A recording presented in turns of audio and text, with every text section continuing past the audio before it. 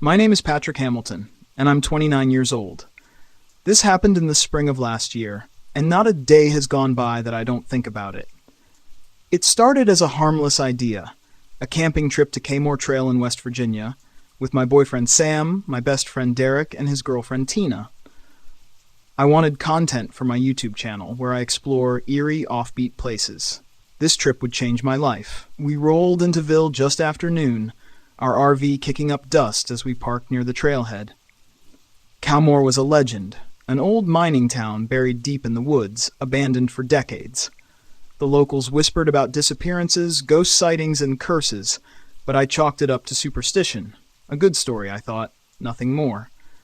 Sam, 30 and the most grounded of us, frowned at the map. "Trail looks rough. You sure we're ready for this?"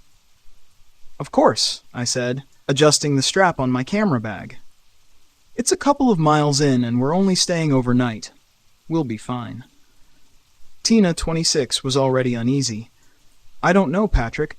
I read that people hear things out there, like mining sounds, tools, voices."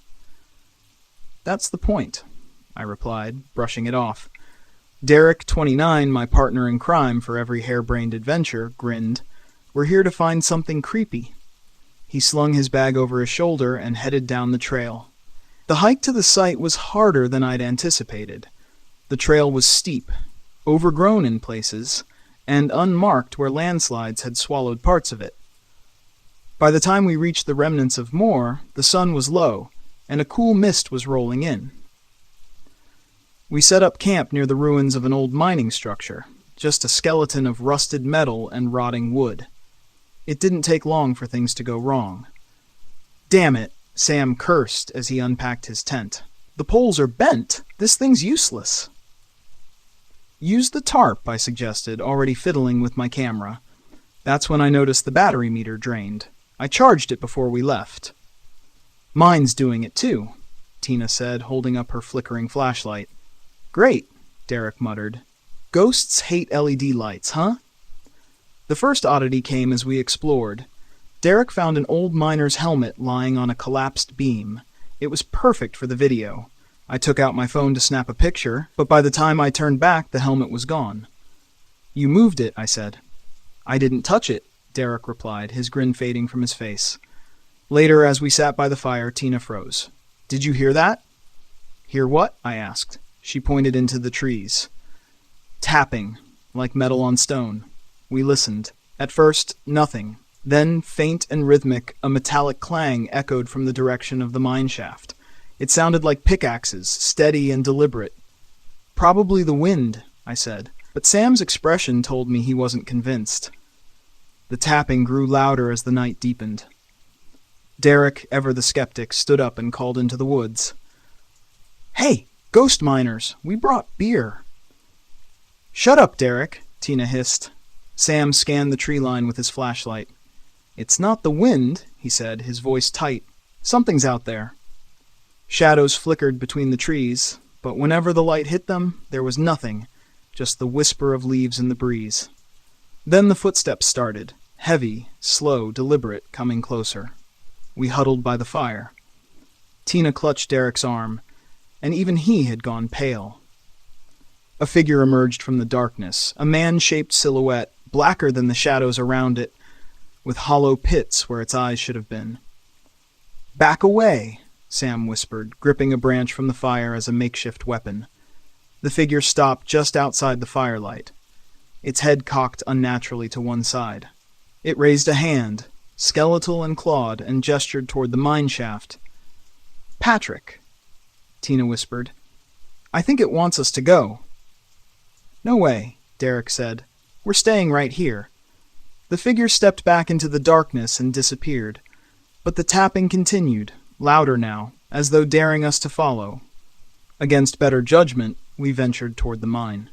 At dawn, we couldn't leave without understanding what had happened, or so I told myself. The air grew colder as we approached, and the tapping grew louder. Inside the mine, the walls were slick with moisture, and the air smelled of rust and decay. We found the shrine in a cavern near the back. Candles had burned themselves out, their wax frozen in grotesque shapes. Symbols covered the walls, spiraling and chaotic. A rusted pickaxe leaned against a stone altar, and at its center sat a doll made of twigs and cloth. "It's a curse," Tina said, her voice trembling. "The miners disturbed something they shouldn't have, and now they're trapped here." "It's just old junk," I said, though my voice sounded hollow. I reached for the doll. "Patrick, don't!" Sam shouted, but it was too late. The moment my fingers brushed the fabric, the ground shook, and the mine roared with the sound of collapsing stone. The shadows came alive. Figures with hollow eyes emerged from every corner, their forms shifting like smoke, but solid enough to trap us. Tina screamed as one reached for her, its clawed hand grazing her shoulder and leaving a welt. Derek swung his flashlight wildly, the beam cutting through the darkness, but not the figures. "We need to leave," something Tina sobbed. "An offering to the shrine." "It's not real," I shouted, though even I wasn't sure anymore. The spirits were closing in, their hollow eyes fixed on us. Derek threw his watch onto the altar. "Take it! Take it, and let us go!" Nothing happened. The spirits advanced. "Patrick!" Sam shouted, his voice desperate. "Do it! Leave the camera!" I hesitated. This camera was my livelihood, my passion. But the figures were reaching for us, their claws outstretched. I set the camera on the altar, my hands shaking. Tina knelt, whispering a prayer. The figures froze. Slowly they began to dissolve, their forms fading into the walls of the mine. The tapping stopped. The air grew still. We stumbled out of the mine, battered and shaken but alive. No one spoke as we packed up camp. The journey back to the RV was a blur. The trail almost unrecognizable in the daylight. The only sound was Tina's quiet sobbing. Back home, I tried to edit the footage from my phone. The files were corrupted, filled with static and shadows that shifted unnaturally. When I unpacked my bag, I found my camera sitting inside, perfectly intact. But when I turned it on, the only image it showed was the shrine. The twig doll staring back at me with hollow eyes. I haven't been back to Kaymore. I don't think I ever will. Some things are better left undisturbed.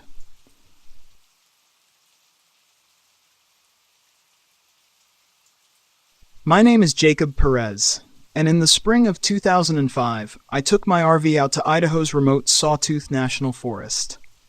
After a 20-year career in construction, I was ready for some quiet, at least. That's what I thought. I picked a spot way off the main camping loops, down a twisting gravel road that didn't look like it had seen a vehicle in years. Just me, my RV, and a couple of fishing rods. The first few days were paradise. I fished, hiked, and even managed to make myself laugh with my attempts at gourmet cooking over a campfire. It was as close to heaven as I could imagine. But then things got strange. It started with little stuff. Twigs snapping too close to the RV at night, muffled noises that I chalked up to animals. I ignored it, figuring a few critters weren't going to scare me off. On the third night, though, it got harder to ignore. Around midnight, I was jolted awake by a scratching sound against the side of the RV. I thought it might be a bear, so I flipped on the outside lights and scanned the clearing, but there was nothing there, just the empty darkness of the forest. So quiet it felt wrong. The next morning, I decided to go for a hike, hoping a long walk would shake off the weird vibes.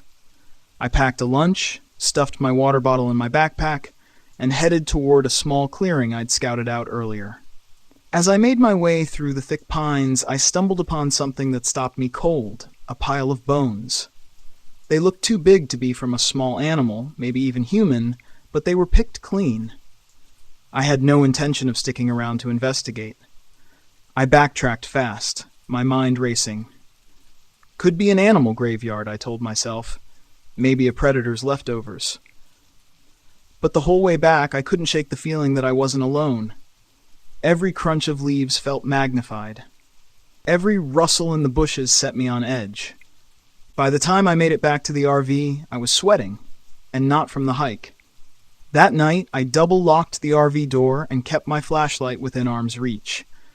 It was a stupid comfort, but somehow it made me feel like I had some control. Around midnight, the scratching came again, Only this time it was louder, more insistent, like nails scraping down the side of the vehicle. I froze, listening as it moved from the back of the RV toward the door. The flashlight felt useless in my hand. I wanted to yell to scare off whatever was outside, but the fear locked my voice in my throat. Then a heavy thud against the door. I practically jumped out of my skin. The scratching stopped, replaced by a low chuckle. Not a wild animal, not even close. I didn't sleep at all that night. By dawn, I was a wreck, but I wasn't about to sit around and wait to be terrorized. I packed up my gear and planned to leave right then and there. But when I went to start the RV, the engine just sputtered. I tried again. Nothing. My hands shook as I opened the hood. Wires had been yanked clean out, some of them twisted into knots.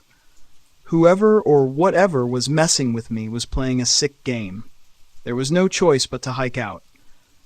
I grabbed my bag, the flashlight, and a hunting knife I'd stashed in a drawer, and headed toward the main road, hoping I'd find someone who could give me a ride to the nearest town.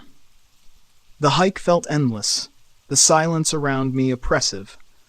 After about an hour, I heard footsteps behind me, soft and measured, like someone was deliberately following at a distance. I stopped, turned around, but there was no one there. Nothing but trees, shadows, and that gnawing sense of dread. I tried to laugh it off, figured I was just scaring myself. But then the footsteps picked up again. Faster this time, closing the distance between us. I didn't wait. I bolted forward, heart pounding, barely aware of the ground under my feet. I stumbled into a clearing, lungs burning, vision tunneling. I had no idea where I was going, but anywhere was better than right there. The forest closed in around me, dense and dark, every shadow a potential threat. Just when I thought I'd lost him, I stumbled into another clearing, and he was waiting there, grinning like he knew exactly where I'd end up. I backed up, glancing around, desperate for any kind of weapon. My hand closed around a thick branch, and I swung it with everything I had. It connected with his shoulder, and he staggered, but he didn't go down. Instead, he laughed, a harsh, guttural sound that echoed in the trees. "You're not the first one I've caught out here," he sneered, his voice low and mocking. "And you won't be the last." He lunged, knife slashing toward me again. I blocked with the branch, but his strength was relentless, his movements practiced, like he'd done this 100 times. My mind raced. He wasn't just some lunatic. He was experienced, deliberate, a predator who knew these woods like the back of his hand. We circled each other, him taunting me, my every nerve on edge. Suddenly he lunged too close, and I managed to shove him backward, knocking him off his feet. Without waiting to see if he'd get back up, I turned and sprinted, fueled by pure survival instinct. I broke through the trees, finally reaching the main road. A car was coming down the road, and I ran in front of it, waving my arms. The driver, a middle-aged woman with wide eyes and a confused expression, slammed on the brakes, and I threw myself into the passenger seat, shouting for her to go. She didn't ask questions, she just hit the gas, and we sped away, leaving the forest and the nightmare behind. As we drove, I glanced back, half expecting to see him standing there watching us go. But the road was empty. The forest silent. When we reached the nearest town, I thanked the woman and called the sheriff. They sent a team out to investigate, but by the time they reached my campsite, it had been ransacked, the RV torn apart. In the clearing where I'd last seen him, they found more bones, old and new, scattered like some kind of twisted collection. The sheriff told me later they'd been trying to catch a man named Jonah Gray, a backwoods drifter who'd been linked to missing persons cases in 3 states. They never found him, though. Not in the woods. Not anywhere. I didn't stick around to find out if they ever did.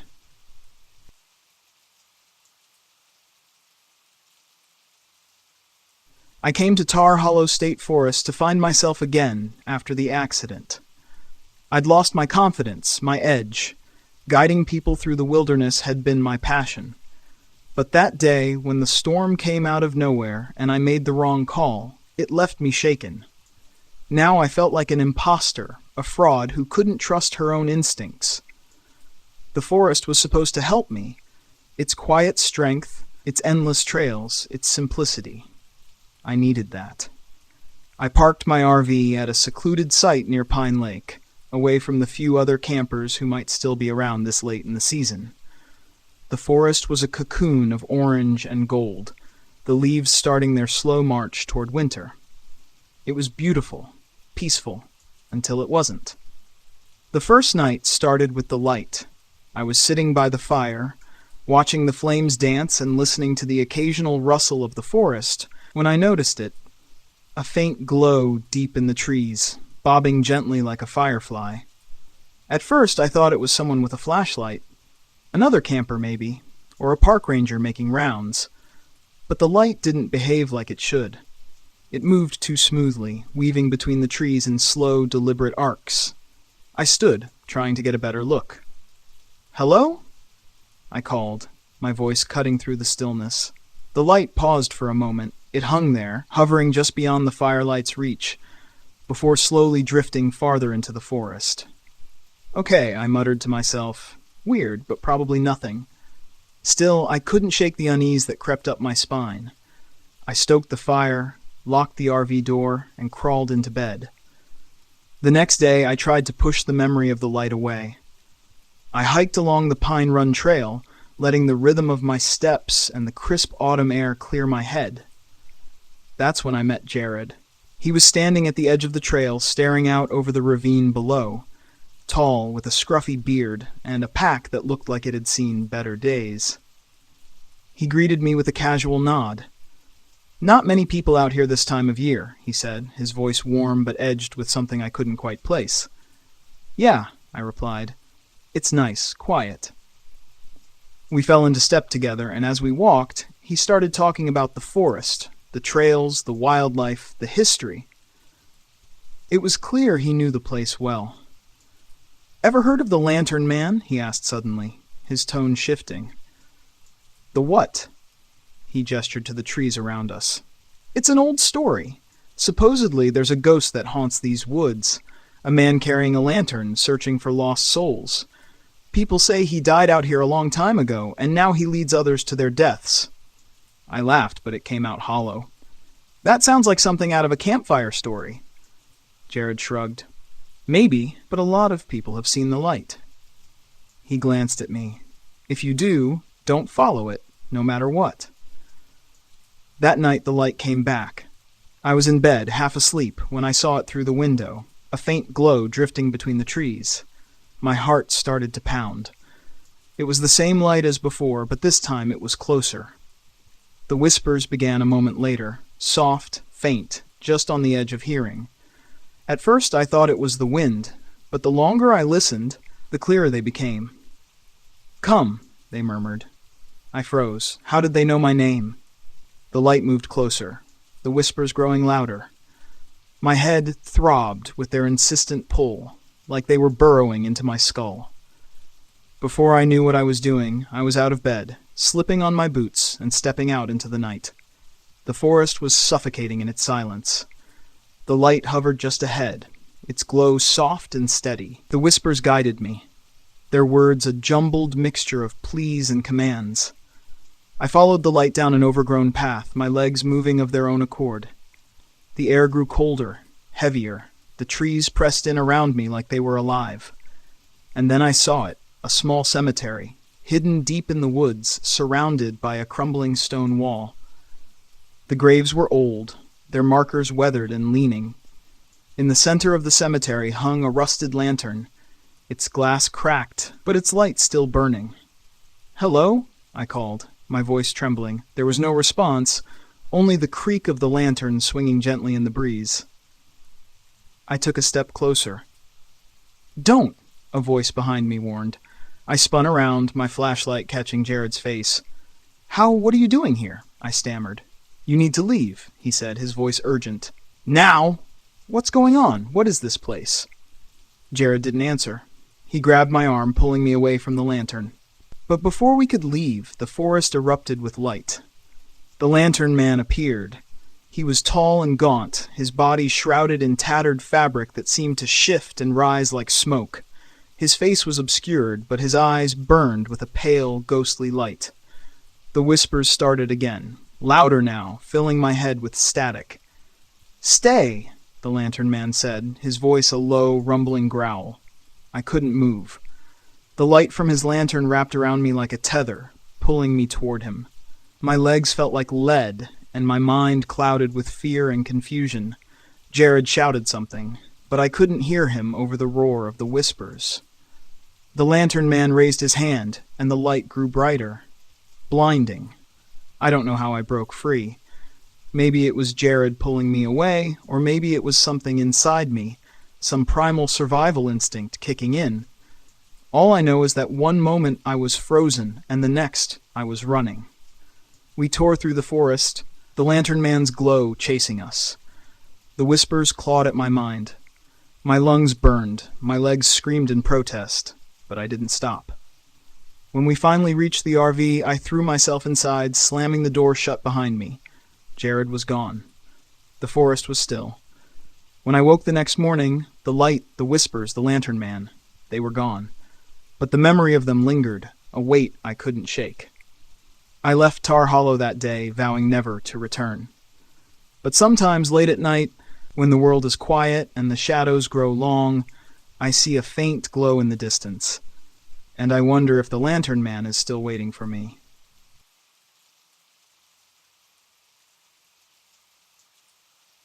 My name is Ronald Wood, and I was 29 when it happened.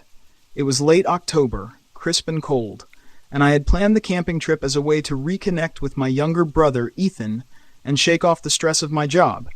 We decided on Dolly Sod's Wilderness in West Virginia, a place famous for its stark beauty, rocky plateaus, and remote isolation. It sounded perfect. Too perfect, in hindsight. Ethan was 24, full of energy, and always pushing boundaries, while I was the cautious one. This trip was supposed to be a chance to bridge the gap between us, especially after years of tension. My best friend Vanessa came along too. At 29, she was the kind of person who believed in crystals and spirits, which I always found a bit silly. But she was kind, and I thought she'd help balance Ethan's impulsiveness with her calming presence. We loaded up my RV early one Friday morning and drove to the trailhead. Ethan was already irritating me, of course. He'd forgotten decent hiking boots, so he had to wear his worn-out sneakers. I made a snide comment about him not taking things seriously, and he fired back with a sarcastic joke about me being the trip dictator. Vanessa stepped in to defuse things, as usual, and we rolled into the parking area with an uneasy truce. The wilderness was stunning at first. Fog curled low over the rocky ground, and the stunted trees were stark against the pale sky. It felt like we'd stepped into another world. We planned to hike a loop trail over 3 days, camping 2 nights before returning to the RV. It was remote enough to guarantee no cell service, but not so far off the beaten path that I felt unsafe. That's what I thought, anyway. We set up camp as the sun dipped low, painting the sky in streaks of orange and purple. Everything was unnaturally quiet. No wind, no rustling leaves, no birds. Vanessa noticed it first, commenting on how strange it was. Ethan shrugged it off, saying it was just a quiet forest. I told her not to worry, but the silence bothered me too. That night, the unease grew. I woke to a faint tapping on the RV's windows. Tap, tap, tap. At first I thought it was a branch. Then I realized there were no trees close enough to touch the RV. I nudged Vanessa, who was asleep next to me, but the noise stopped as soon as I moved. I sat frozen in the dark, listening until exhaustion finally pulled me back under. In the morning, Ethan claimed he'd seen someone in the woods while he was stoking the fire. Tall guy. Weird looking. He was just standing there, staring at us, he said, grinning like it was a joke. I told him not to make things up to freak Vanessa out, but he insisted it was true. Whatever, I said, brushing him off. Probably another hiker. The next day, I made the mistake of leading us off the main trail. I wanted to find a hidden vista I'd read about online, something with a great view of the valley below. The overgrown path I chose wasn't marked on any map, but I was confident we'd find our way back. We didn't. After about an hour, we stumbled into a clearing littered with bones. Deer, rabbits, maybe other animals I couldn't identify.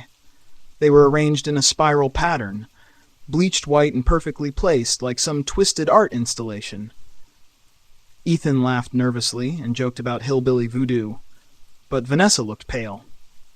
"We shouldn't be here," she said, clutching the quartz necklace she always wore. I agreed. For once. We turned back, but the feeling of wrongness stayed with us. By the time we reached camp and the sun was setting, I was exhausted. My legs ached, and the tension between Ethan and me had worsened.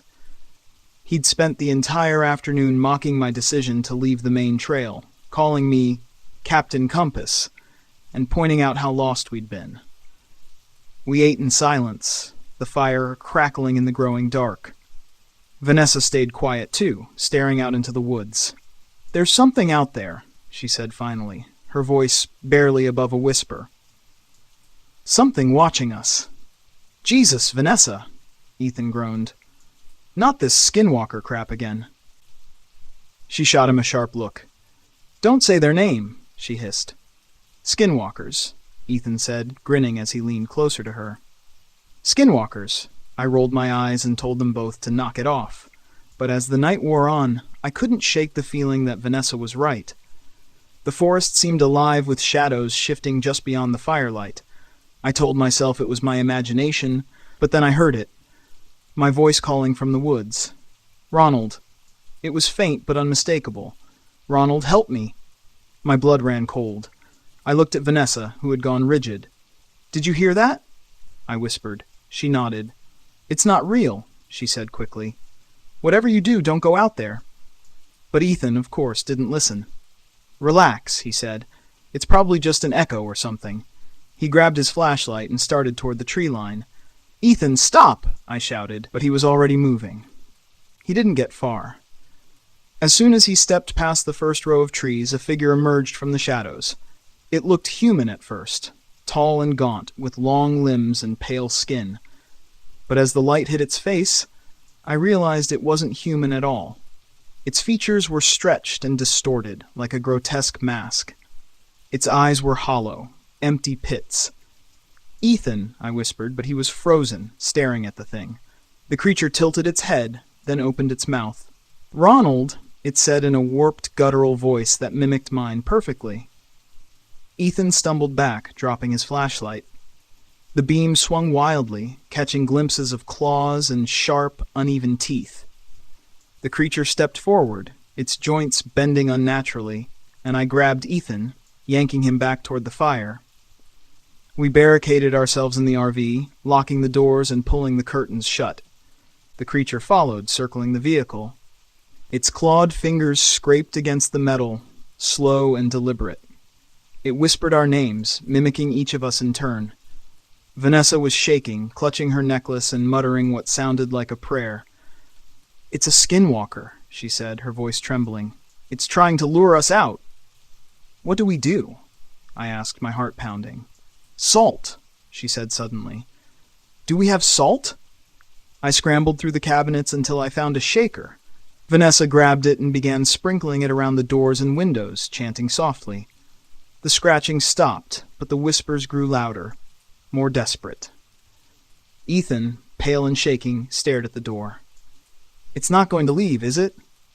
"No," Vanessa said grimly. "Not unless we drive." But the RV wouldn't start. I turned the key again and again, but the engine only sputtered. Outside, the creature howled, a low, guttural sound that made my skin crawl. We stayed locked in the RV all night, listening to the creature pacing outside.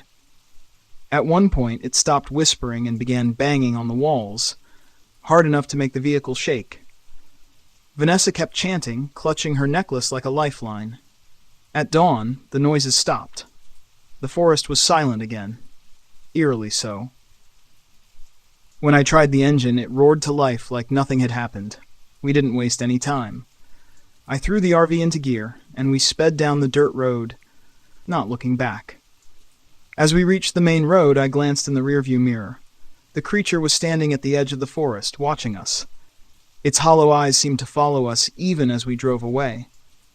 Ethan hasn't spoken about that night since it happened. Vanessa refuses to go camping ever again. As for me, I can't forget the way it mimicked my voice. Sometimes, when I'm alone, I hear it again, soft and distant, calling my name. Ronald, help me. I'll never go back to Dolly Sods, and if you're smart, neither will you.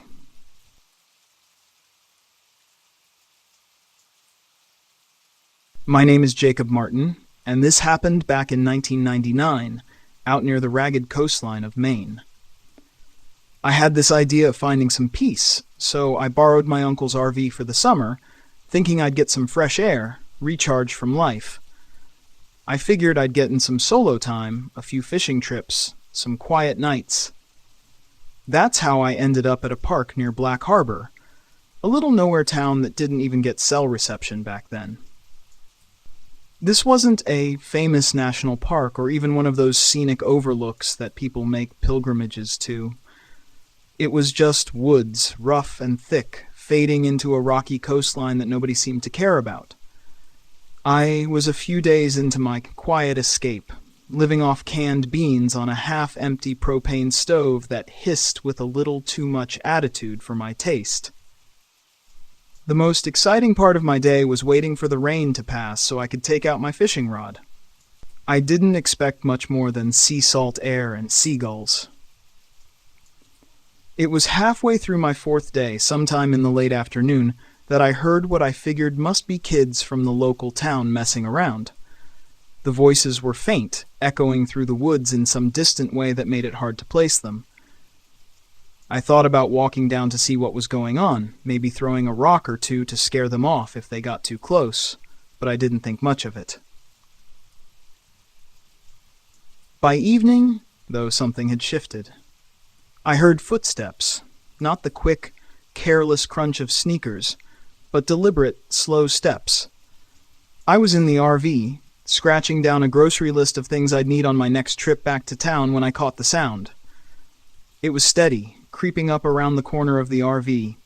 It hit me that I hadn't seen another soul out here since I'd arrived, and that didn't sit right.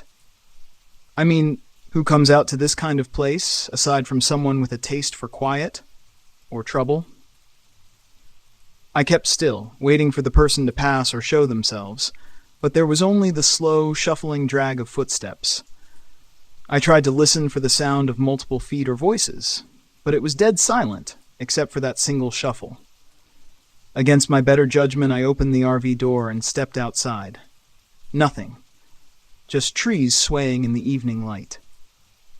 But my instinct told me to keep quiet. I could still feel something out there, hiding. The kind of presence that prickles the hair on your neck and makes you regret stepping out of safety. I stayed there, scanning the tree line, listening. I almost thought I'd imagined it until I spotted something strange, half hidden between the trees. A figure, still as stone, facing away from me. The guy looked like he was part of the forest itself, cloaked in grime with torn, mud-stained clothes hanging off him like a loose second skin. He didn't move. He didn't breathe. Just stood there, as if rooted to the ground. Now, I don't scare easy, but something about this man felt like a bad omen. I cleared my throat, thinking maybe he was some lost hiker or drifter, but he didn't flinch, didn't even look at me. Finally, I called out something casual, like asking if he needed directions. Still nothing. After a long moment, he turned. Slow, like he was trying to remember how to move. His face was something I'll never forget, but not because it was scary exactly. It was hollow, if that makes any sense. This blank expression, like he'd forgotten what it meant to be human. He took a step forward, just one, like he was testing the ground. I backed up so fast I almost tripped. I tried to laugh it off, told myself he was just some messed up camper. But the way he looked at me, it was like he wasn't looking at me at all, just through me. I ducked back into the RV, my heart racing, and locked the door. It felt stupid locking up, but something about him felt off, like he wasn't just some regular guy lost in the woods. I figured he'd wander off, but minutes later I heard him shuffling again, this time closer to the RV. I looked out the window and saw him standing right there, not more than 10 feet away. His face twisted into this deadpan stare that sent a chill down my spine. Then came the whispering, low, muttering sounds, barely audible, like he was talking to someone only he could hear. At first, I thought he was addressing me, but then I realized he wasn't looking at the RV at all. His head tilted, and he mumbled something about payment and lost souls. The words were scattered, fragmented, like someone trying to piece together a broken sentence. I sat there, watching him, my heart pounding so loud I thought he'd hear it, but he just kept muttering, almost in a trance. At that point, I was just about ready to pack it up and find somewhere else to park. I reached for my bag, ready to throw some stuff together, when the RV suddenly rocked. I heard metal groaning, and something slammed into the side with a force that shook the whole rig. I was paralyzed for a second, gripping the edge of the table as the guy outside went silent. All I could hear was his breathing, loud and ragged, against the thin walls of the RV. I heard a scratching sound, nails or something scraping along the side, followed by a soft thud as if he was testing the edges, feeling out the RV like it was some sort of animal he was trying to corner. I kept still, my back pressed against the wall, listening to every sound. I'd never felt fear like that, this primal kind of terror that kicks in when you realize you're trapped. The scratching stopped, and in the silence that followed, I heard the distinct sound of footsteps receding. I took a breath, thinking maybe he'd finally left, but then I smelled something foul. It was a metallic, rotten scent that crept through the vents, filling the air inside with a stench so bad it turned my stomach. I gagged, covering my nose, and nearly bolted for the door. Before I could, I heard him speak again, his voice low and guttural. This time he muttered louder. "Must be paid." I froze, not sure if he was talking to himself or if he was giving some kind of twisted warning. Either way, I wasn't sticking around to find out. I grabbed my bag and edged toward the door, every instinct screaming at me to get out of there. I took a quick look through the window and saw him walking away, his figure disappearing into the trees. I bolted, taking off through the woods in the opposite direction. The sound of his footsteps echoed somewhere behind me, and for a moment, I thought I could hear him muttering again. I didn't look back. I didn't stop until I'd cleared the tree line and hit the gravel road. My feet ached and my lungs burned, but I didn't care. I just kept running, putting as much distance as I could between me and that place. Hours later, I found a small gas station by the highway and told the cashier everything. He gave me this look like he'd heard it before, then mumbled something about an old man who'd gone crazy years ago, back when the town was still booming. He said the guy used to wander the woods, talking to himself about debts and payments, claiming to be some sort of collector. Local legend had it that he went mad after his family drowned in a storm. The story was that he'd gone feral, taking to the woods, driven by some twisted sense of revenge or justice. I don't know if I believe in all that. All I know is that I saw him, heard him, and every time I think of that muttering, "Debt must be paid," I feel a chill that doesn't fade. I don't know who he thought I was, or what debt he imagined I owed, but I'll tell you one thing. I'm never setting foot near Black Harbor again. Some debts you just don't pay.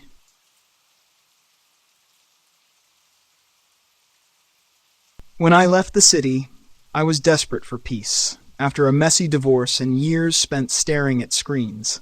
I wanted silence, real silence, not the muffled hum of traffic or the constant buzz of electronics, but the quiet only nature could offer. That's how I ended up in Mohan State Park, alone in my old RV, parked on the edge of the Clear Fork Gorge. The park was stunning, especially in the late afternoon light. Trees stretched endlessly in every direction, their leaves a tapestry of green and gold. The air smelled clean, untouched by asphalt or fumes. It was perfect, at least at first. The first day was uneventful. I hiked the main trails, snapping a few photos with my phone, and spent the evening cooking a simple meal on my RV's small stove. As the sun dipped below the horizon, I felt a rare kind of contentment. This was what I needed. No emails, no ex-wife, no one telling me what to do or who to be, just me in the woods. But by the second day, things began to feel off. It started when I noticed the trail. I'd been walking back to my RV after a long hike when I spotted it. A faint path branching off the main one, almost hidden by overgrown bushes. It was narrow, barely more than a line of packed dirt, and it twisted sharply into the woods. Something about it tugged at me. Maybe it was curiosity, or maybe I was just tired of the predictability of the main trails. Whatever it was, I stepped off the beaten path and onto the faint trail. The air felt different as I walked, heavier, quieter. The usual sounds of the forest, birds chirping, leaves rustling, seemed muted, as if the trees themselves were holding their breath. After a few minutes, I found the ruins. At first, I thought it was just a pile of rocks, but as I got closer, I saw the remains of a chimney and the rotting beams of what must have been a small cabin. A rusted metal lantern sat in the dirt, its handle broken. The ground was littered with shards of pottery and what looked like animal bones. I felt a shiver crawl up my spine. Someone lived out here, I muttered to myself. The idea seemed impossible. This part of the park was miles from any road, and the trail was nearly invisible. Why would anyone build a cabin here? I snapped a photo and turned back toward the RV, eager to put the strange scene behind me. That night, the noises started. I had just crawled into bed when I heard it, a faint snapping sound like someone stepping on a twig. I froze, my heart pounding. Raccoons, I told myself, or maybe deer. I wasn't exactly deep in the wilderness, so wildlife was normal. Then came the footsteps, slow, deliberate, and far too heavy to belong to an animal.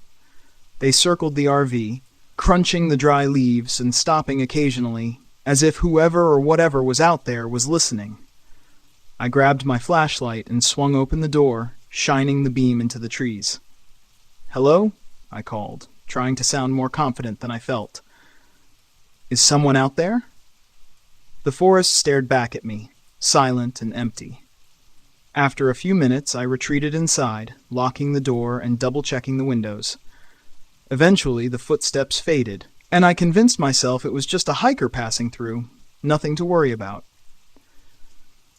The next morning, I stopped by the visitor center to report the strange noises. Leah, the park guide on duty, greeted me with a friendly smile, but it faltered when I described what I'd heard. "You were near the old trapper's cabin, weren't you?" she asked, her voice low. I blinked. "Trapper's cabin?" She nodded. "It's an old story. Back in the early 1900s, a man built a cabin deep in the woods, far from anyone else. They say he was reclusive, didn't trust people. One day he just vanished. No one knows what happened, but some locals think his ghost still wanders the forest." I couldn't help but laugh. "Ghosts? Come on." Leah shrugged. "Believe what you want, but I'd stay away from that area if I were you. People say the forest gets strange near the cabin." I left the visitor center feeling annoyed. Ghost stories were fine for campfire entertainment, but I wasn't about to let a local legend ruin my weekend. That night, the disturbances grew worse. I was halfway through dinner when the lights in the RV flickered and went out. I swore under my breath, grabbing a flashlight to check the breaker. As I fumbled with the panel, I heard the footsteps again. Closer this time, circling the RV like a predator sizing up its prey. The flashlight beam caught something on the ground. Footprints. Human footprints. Large and deep, as if whoever made them was heavy. My breath caught in my throat. "Okay," I muttered, trying to steady myself. "Someone's messing with me." Grabbing my hiking boots, I stepped outside, determined to confront whoever was out there. But the second I stepped into the clearing, the forest fell silent. No footsteps, no rustling leaves, just an oppressive stillness that pressed against my ears. That's when I saw the first figure. It was pale and thin, barely more than a shadow against the trees. It stood perfectly still, its face obscured by darkness. Then it moved. Not toward me, but away, disappearing into the woods without a sound. I didn't follow. Instead, I locked myself in the RV, sat by the window, gripping a kitchen knife, and watched the forest until dawn. By the time the sun rose, I'd made up my mind. I had to go back to the cabin. I needed answers. The trail felt even more oppressive in the daylight. The air was thick, and the silence was absolute. When I reached the clearing, I saw something I hadn't noticed before, a small rusted knife lying in the dirt. Next to it was a notebook, its cover warped with age. I picked it up carefully, flipping through the yellowed pages. Most of the writing was illegible, but a few sentences stood out, scrawled in jagged letters. It watches from the trees. Don't disturb the woods. The forest is alive. A chill ran down my spine as I turned to leave. The ground beneath me seemed to shift, the dirt rippling like water. The trees creaked, their branches twisting unnaturally.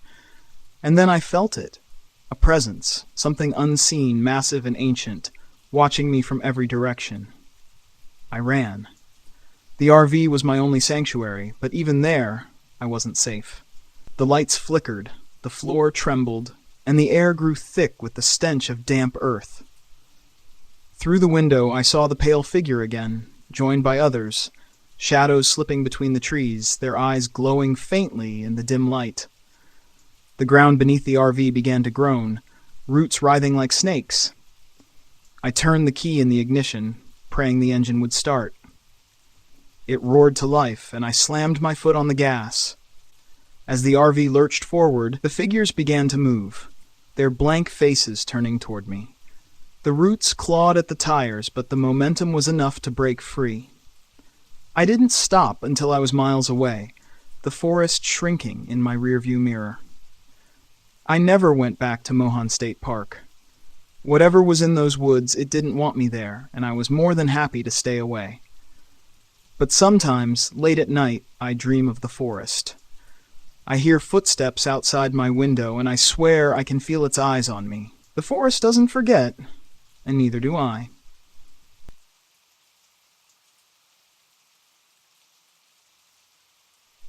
My name is Steven Ramirez, and I'm 39 years old. This happened last fall when I decided to take my first solo RV trip to Spruce Knob Lake in West Virginia. It was supposed to be a fresh start, a way to escape the wreckage of my divorce and prove to myself that I could handle life on my own. I was tired of feeling like a failure, and this trip was my attempt at reclaiming some confidence. Looking back, I realize how naive I was. The forest doesn't care about your pride. I pulled into the campground late in the afternoon. The drive had been longer than expected, thanks to winding mountain roads and a temperamental GPS that insisted I make turns onto non-existent paths. Spruce Knob Lake lay in a valley surrounded by dense forest, the kind of place that felt untouched by time. Before heading to the lake, I stopped at a small gas station on the edge of town to fill up and grab a few snacks. The attendant was an old woman with gray hair pinned in a tight bun. Her eyes had the kind of intensity that made you feel exposed. "Heading to Spruce Knob, huh?" she asked, her voice raspy. "Yeah," I said, forcing a smile. "A couple of days by the lake should be peaceful." Her expression darkened. "Don't go wandering the woods after dark, and if you see a lantern, you turn the other way." "A lantern?" I chuckled nervously, hoping to break the tension. "I'll keep that in mind." But as I drove away, her words lingered in my mind. By the time I reached the campground, the sun was dipping below the tree line. I parked the RV near the edge of the lake and set up a basic campsite. My gear was minimal: a rented stove, a second-hand flashlight, and a cheap folding chair that creaked every time I shifted my weight. It was quiet. Too quiet. The kind of silence that makes you hyper-aware of every small sound. The rustle of leaves, the soft lap of water against the shore, the occasional groan of the wind through the trees. Around 9 p.m., as I was reading by the dim glow of my lantern, I noticed something strange. A flickering light in the woods across the lake. It wasn't the steady beam of a flashlight or the glow of a campfire. It moved erratically, like an old oil lantern swaying in someone's hand. At first I thought it might be another camper, but the more I watched, the more unsettling it became. The light moved deeper into the trees, then stopped, then blinked out. I told myself it was nothing, just my imagination playing tricks on me. But that night, as I tried to sleep, I couldn't shake the feeling that something was out there watching. The next morning, I decided to explore one of the trails that looped around the lake. The air was crisp, the leaves a vibrant mix of red and gold, and for a while I felt like I'd made the right choice coming here. About an hour into my hike, I heard it, soft, rhythmic giggling, a child's laughter coming from somewhere ahead. "Hello?" I called out, my voice echoing through the trees. No response. As I rounded a bend, I saw her, a little girl sitting on a rock by the trail. She looked about 10 years old, with dark hair and a pale face. She was wearing old-fashioned clothes, a long skirt and a cardigan that seemed out of place. "Are you okay?" I asked, stepping closer. She didn't answer. Her eyes stayed fixed on something in the distance. "Are you lost?" I tried again. She turned her head slightly, just enough to look at me out of the corner of her eye. Then she stood and walked into the forest without a word. "Wait!" I called, hurrying after her. But when I reached the spot where she disappeared, there was no sign of her, just a muddy child's shoe sitting on the ground. By the time I got back to the RV, the clouds had rolled in, turning the afternoon gray and heavy. I tried to push the encounter with the girl out of my mind, telling myself it was just a weird coincidence. Maybe she was a local kid playing in the woods. That night, things got worse. The electrical system in the RV started acting up. The lights flickered erratically, and the radio turned on by itself, blasting static. My flashlight died, even though I had just put in fresh batteries. I lit my lantern for some semblance of control, but the flame cast dancing shadows on the walls that made the RV feel smaller, more claustrophobic. Then came the sound of footsteps. They circled the RV, slow and deliberate. I peered out the window but saw nothing. Still, the sound continued, crunching leaves and snapping twigs just outside. I locked the door and sat on the bed, gripping a kitchen knife I'd brought for cooking. The footsteps stopped, and for a moment the silence was almost worse. Then a voice broke the stillness. "Stephen," it said. A child's voice. Against every instinct, I opened the door. The forest beyond was shrouded in darkness, but there it was again, the flickering light. The lantern hovered at the edge of the woods, swaying gently as if beckoning me closer. And then I saw her, the little girl, standing beneath the light. "Help me," she whispered, her voice carrying through the still air. I stepped out of the RV. My legs moved almost against my will. The lantern retreated into the forest, and I followed the girl's figure, always just out of reach. The trail grew steeper and more treacherous, the ground soft and uneven beneath my boots. The lantern led me to the edge of a ravine, its rocky walls plunging into darkness. At the bottom, I saw something glinting, a small mirror, cracked and streaked with dirt. The little girl stood beside it, her pale face illuminated by the lantern's eerie glow. "Jump," she said softly. "What?" I stammered, my voice trembling. "You have to jump," she repeated. Her voice wasn't pleading anymore, it was cold, commanding. I looked down at the ravine, at the jagged rocks below. The lantern hovered above the abyss, flickering like it was waiting for me to obey. Something in me snapped. "No," I said, my voice firm. The girl's face twisted into something monstrous. Her eyes darkened and her mouth stretched into an unnatural grin. "You don't get to choose," she hissed, her voice no longer human. I reached into my bag and pulled out my journal. the one thing I'd brought to document my journey to rediscover myself. Without hesitation, I hurled it into the ravine. The lantern flared violently, its light pulsing like a heartbeat. The girl screamed, a sound that seemed to tear through the fabric of the night. And then she and the lantern vanished. I stumbled back to the RV, my body trembling with exhaustion and fear. The electrical system was working again, the lights steady and the radio silent. I packed up and left before the sun rose, driving until I was miles away from Spruce Knob Lake. A week later, I found something waiting for me in my apartment. Sitting on the kitchen counter was an old oil lantern, its glass cracked and filled with ash. When I picked it up, I heard its soft rhythmic giggling echoing from somewhere deep inside. I haven't camped since. The wilderness isn't always what it seems. Sometimes it's better to stay lost in the chaos of the city than risk finding what waits in the silence of the woods.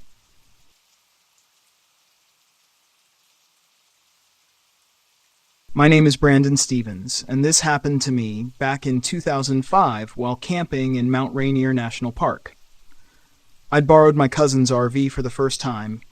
He said I was due for some real scenery therapy, as he called it, away from the stress and noise of the city. I just wrapped up a divorce, and my mind was cluttered. Nature felt like a good reset button. I set up at Cougar Rock Campground, a secluded part of the park with tall pines and a stream that burbled quietly just out of sight, peaceful, until the silence starts creeping up on you. The kind of silence that makes every sound, like a twig snapping or water trickling, sound 10 times louder. I parked the RV near the forest's edge, half a mile from the nearest camper, figuring the solitude would be good for me. Little human interaction, a little more staring at clouds and mountains. Around mid-afternoon, I met another camper. His name was Russell, an older guy with a scraggly beard and a perpetual frown. He told me he'd been camping there for years, always alone. He said he liked the solitude, the natural rhythm of the place, whatever that meant. He had this rough way of talking, every word thick like he was chewing on gravel. Friendly enough, though, and I thought it was kind of nice to have a fellow loner around. We talked a bit about the area, and then he mentioned something about strange folks drifting into the park lately. People who didn't seem to belong, as he put it.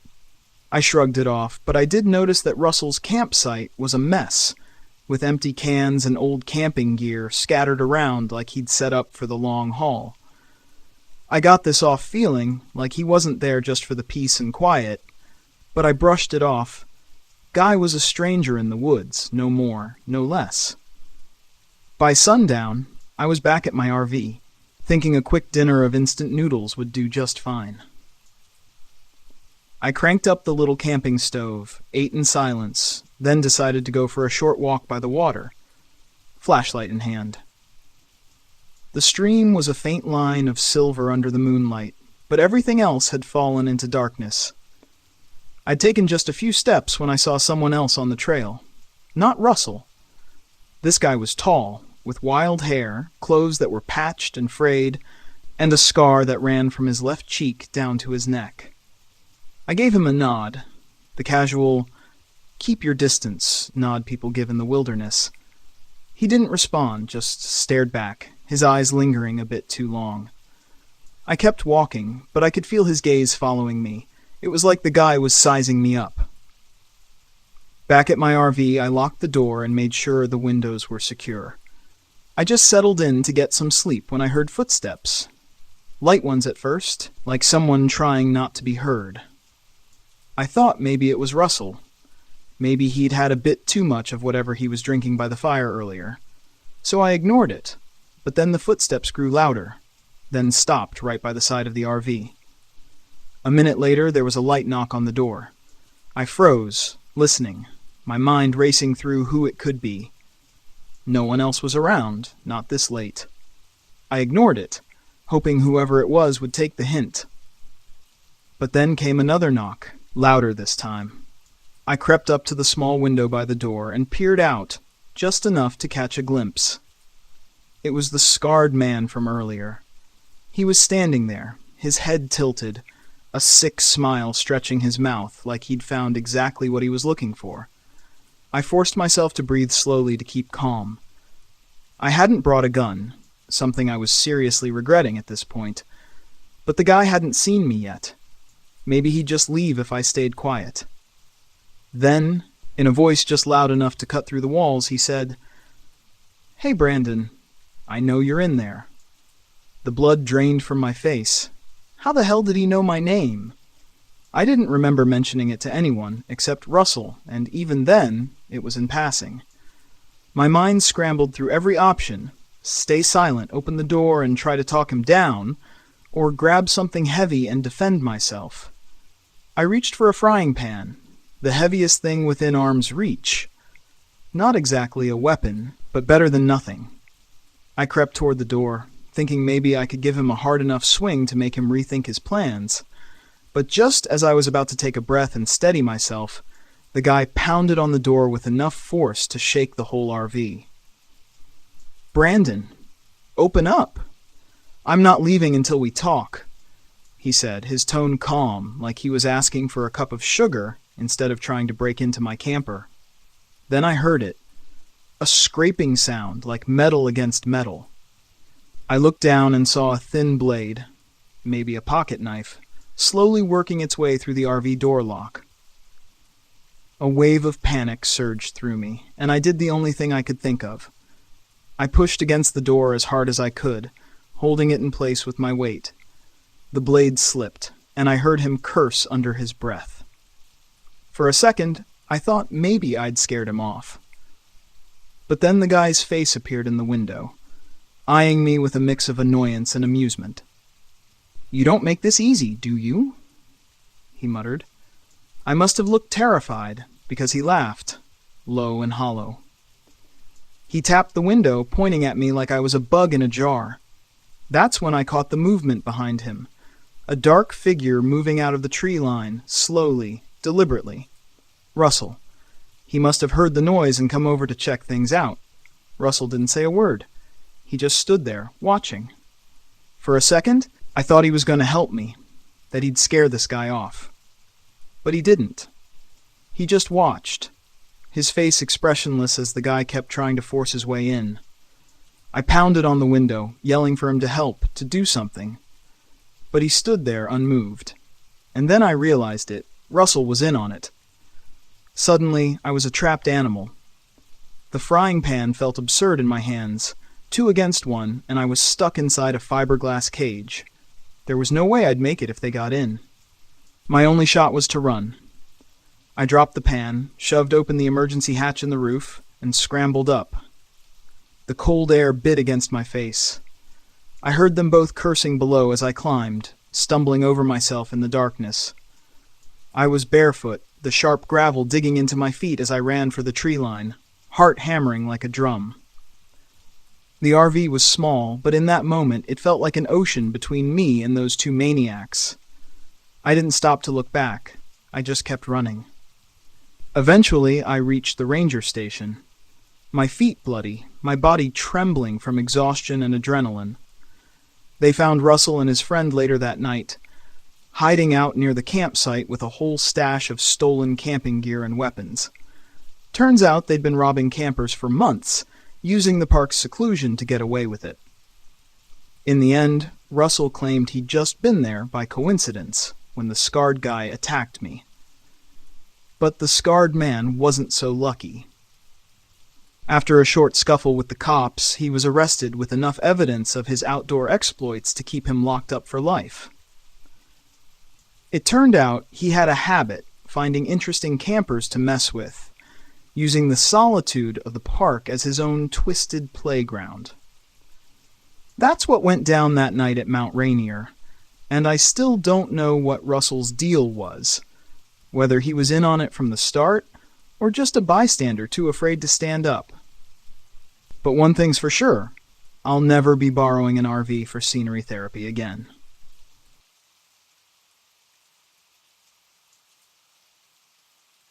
I didn't choose Shawnee State Forest because of its history or reputation.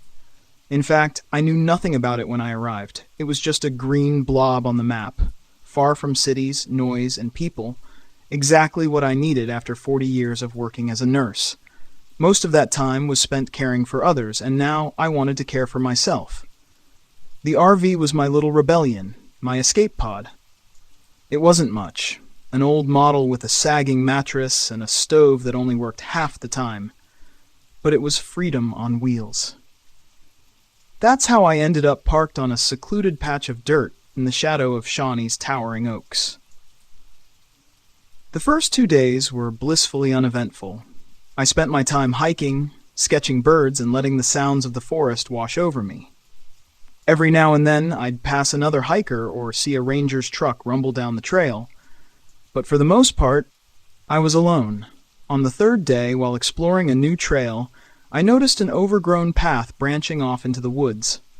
A massive oak tree marked the entrance, its trunk carved with strange looping symbols. Curiosity tugged at me. I almost walked past it, but something about the tree and the path beyond drew me in. The air changed as I stepped onto the narrow trail, cooler and heavier. The bird song quieted, leaving only the crunch of my boots on the dirt and the occasional creak of branches overhead. The path led to a small clearing where I found the remains of what must have been a settlement. The outlines of old foundations peeked through the moss, and a collapsed well sat in the center, surrounded by a ring of stones. Hanging from the trees were crude wooden figures, effigies, I realized, made from sticks and string. A chill ran down my spine. This must be one of those ghost towns, I muttered aloud, my voice sounding too loud in the stillness. I turned back toward the main trail, shaking off the eerie feeling, but I couldn't quite forget the carvings on the tree or those strange wooden figures. That night, I was jolted awake by a faint whispering sound. At first, I thought it was the wind, but as I listened, I realized it was something else. The voices were soft, high-pitched, like children murmuring, just outside the RV. I sat up in bed, my heart pounding. "Hello?" I called, my voice shaking. The whispering stopped. I fumbled for my flashlight and aimed it through the window. The beam caught the trees swaying gently in the breeze, but there was nothing else out there. Still, I locked the door and double-checked the windows before climbing back into bed. The next morning, I convinced myself it had been a dream, or maybe an animal. To prove to myself that I wasn't afraid, I hiked back to the strange path and followed it to the clearing again. Nothing had changed, except for one thing. The oak tree at the entrance had new carvings on it, fresh ones. They weren't the looping symbols I'd seen before, but crude shapes that resembled stick figures. I pressed my fingers to the bark. The lines were shallow as though they'd been made recently. "Okay, Beth," I said aloud. "You're freaking yourself out." But as I turned to leave, I saw a figure standing in the clearing, a child. At least I thought it was a child.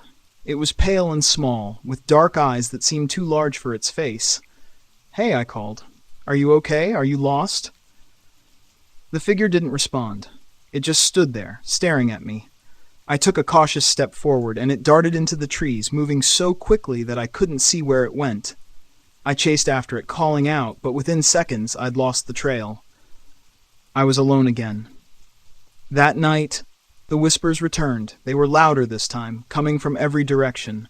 I sat frozen in the RV, clutching my flashlight, too scared to move. Then, just as suddenly as they'd started, they stopped. I waited, straining my ears. Tap, tap, tap. The sound came from under the RV like something, or someone, was scratching at the chassis. I climbed out of bed, my knees trembling, and crept toward the door. "Who's out there?" I called. The tapping stopped. When I finally mustered the courage to open the door, I found nothing but darkness and the faint rustle of leaves. The next day, I decided to leave. I told myself it was just paranoia, but deep down, I knew something wasn't right. Before I left, I stopped by the ranger station to let someone know about the strange carvings and the child I'd seen. The man behind the desk, Paul, looked up from his paperwork and frowned. "You were at the old clearing?" he asked. "Yes," I said. "Why?" He scratched his head. "That place has been abandoned for a long time. People around here say it's cursed, but it's probably just stories." "What kind of stories?" He shrugged. "Settlers vanished from that area back in the 1800s. Some say they were killed, others say they just left. But there's this legend that the forest takes people, lures them in." I felt a knot tighten in my stomach. "You don't really believe that, do you?" Paul didn't answer. That evening, as I packed up my things, the whispers started again. This time they weren't outside, they were inside the RV. I spun around, shining my flashlight, but the small space was empty. "Leave," a voice whispered. It was faint, barely audible, but it was there. "Who's there?" I shouted. The voice didn't answer, but the RV began to shake. The floor trembled beneath my feet, and the lights flickered. Suddenly, the pale figure of the child appeared at the window. I stumbled back, tripping over my own feet. "Please," the figure whispered. "You have to leave." Before I could respond, it vanished. I didn't sleep that night. At dawn, I started the RV and drove toward the exit as fast as I could. The forest blurred past me, and I felt a flicker of hope that I'd escape unscathed. Then the road disappeared. One moment I was following the dirt path, and the next, it was gone. I slammed on the brakes. The RV skidded to a stop. The forest loomed around me, the trees seeming closer than before. And then I saw them. Dozens of shadowy figures standing between the trees, their eyes glowing faintly in the dim light. The ground beneath the RV began to tremble. I looked down and saw roots writhing like snakes, creeping toward the tires. "No," I whispered. "This isn't real." The roots coiled around the RV, pulling it downward. I slammed the accelerator, but the wheels spun uselessly. The figures stepped closer, their faces blank and featureless. I screamed, closing my eyes and gripping the steering wheel, waiting for the end. When I opened my eyes, I was sitting in a clearing. The RV was intact, the engine still running. The forest was silent. I didn't wait to question what had happened. I drove straight out of Shawnee State Forest and never looked back. Even now, months later, I still hear whispers, sometimes soft and faint, like leaves rustling in the wind. And I know the forest hasn't forgotten me.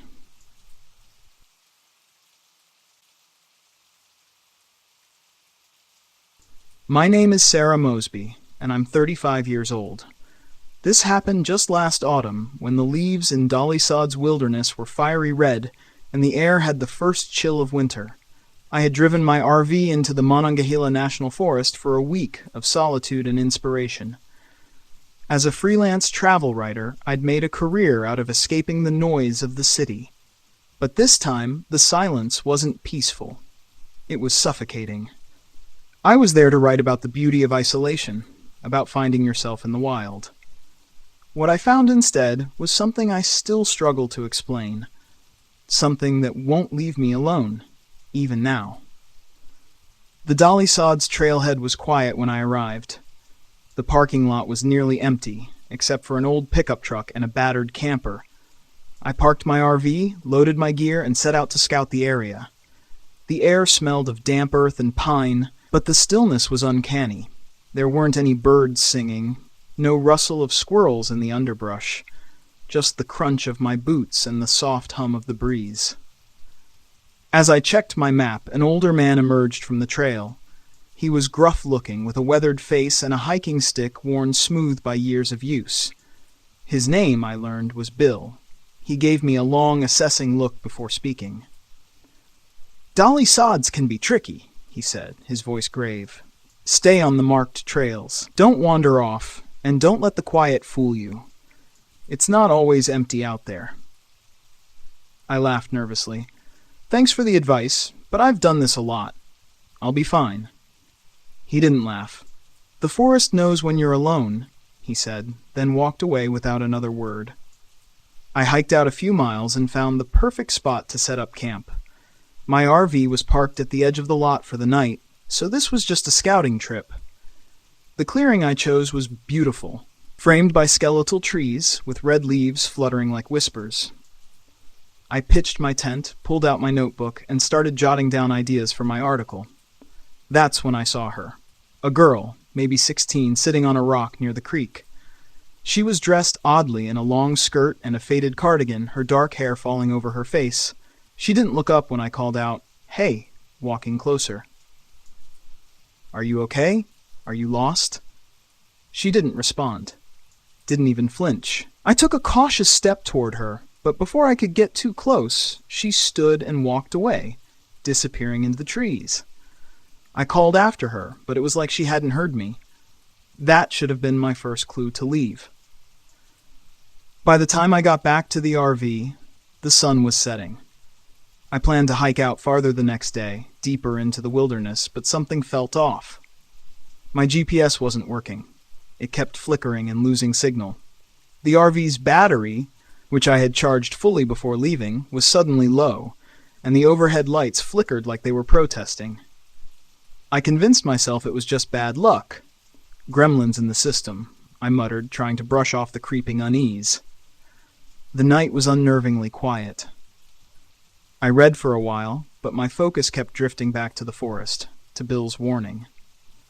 At some point, I must have dozed off, because I woke to a sound, a low, resonant hum, like the wind was playing a deep, hollow tune through the trees. I sat up, heart pounding. The sound wasn't coming from outside. It was inside the RV. I grabbed my flashlight and searched every corner, but there was nothing there. No wind, no animals, just me. But when I turned back to my bed, I froze. On the pillow was a twig about 4 inches long, perfectly straight and smooth. It hadn't been there before. My door had been locked. The next morning, I tried to shake it off as a bad dream. I packed my day bag and set out to explore the area, following one of the marked trails. The crisp air and the crunch of leaves beneath my boots were calming, at least for a while. But as I hiked, I started to notice things that didn't make sense. The trail seemed to loop back on itself in ways that defied the map. Landmarks I'd passed earlier, like a fallen tree or a cluster of boulders, reappeared in places they shouldn't have been. Around midday, I found a spiral of stones on the ground, so precise it could have been carved. Nearby, another spiral made of twigs. I knelt to take a photo, but the lens on my camera fogged up despite the dry air. Just nature being weird, I whispered to myself, but I didn't believe it. The mimicry started that afternoon. I heard my name clear as day from somewhere ahead. "Sarah, help!" I froze. It was my voice, and it sounded terrified. I scanned the forest, but saw no one. My rational mind told me it was an echo, some trick of acoustics, but I couldn't shake the dread that someone, or something, was watching me. I turned back toward camp, quickening my pace. The forest seemed darker now, the trees leaning in closer. I felt the weight of the silence pressing against my ears. Then I heard it again. Closer this time. Sarah. In my panic, I tripped over a root and slid down a steep embankment into a ravine. At the bottom, I landed hard on my side, wincing at the sharp pain in my ribs.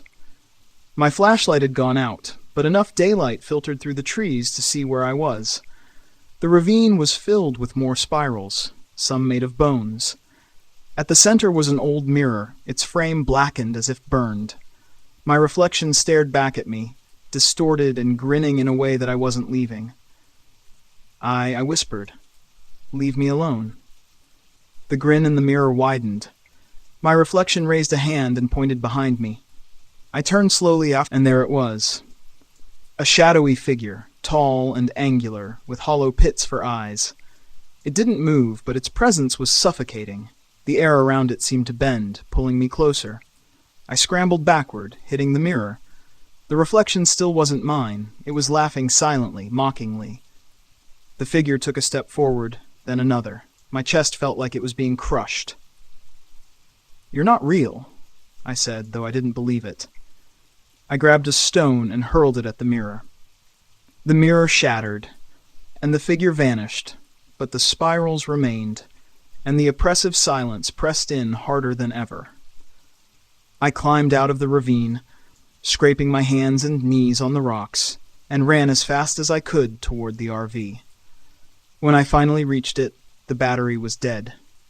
The lights wouldn't turn on. The engine wouldn't start.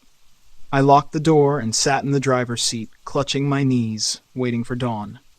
When the sun finally rose, everything seemed normal. The RV started on the first try. My GPS worked again. I drove away without looking back, the forest retreating in my rearview mirror. But that night, when I went to unpack my bag, I found something I couldn't explain. My notebook was gone, replaced by a single page from it, written in my handwriting. It read, "You were never alone." I haven't gone camping since. The wilderness still calls to me sometimes, but now I know it's not the solitude I seek. It's something else entirely.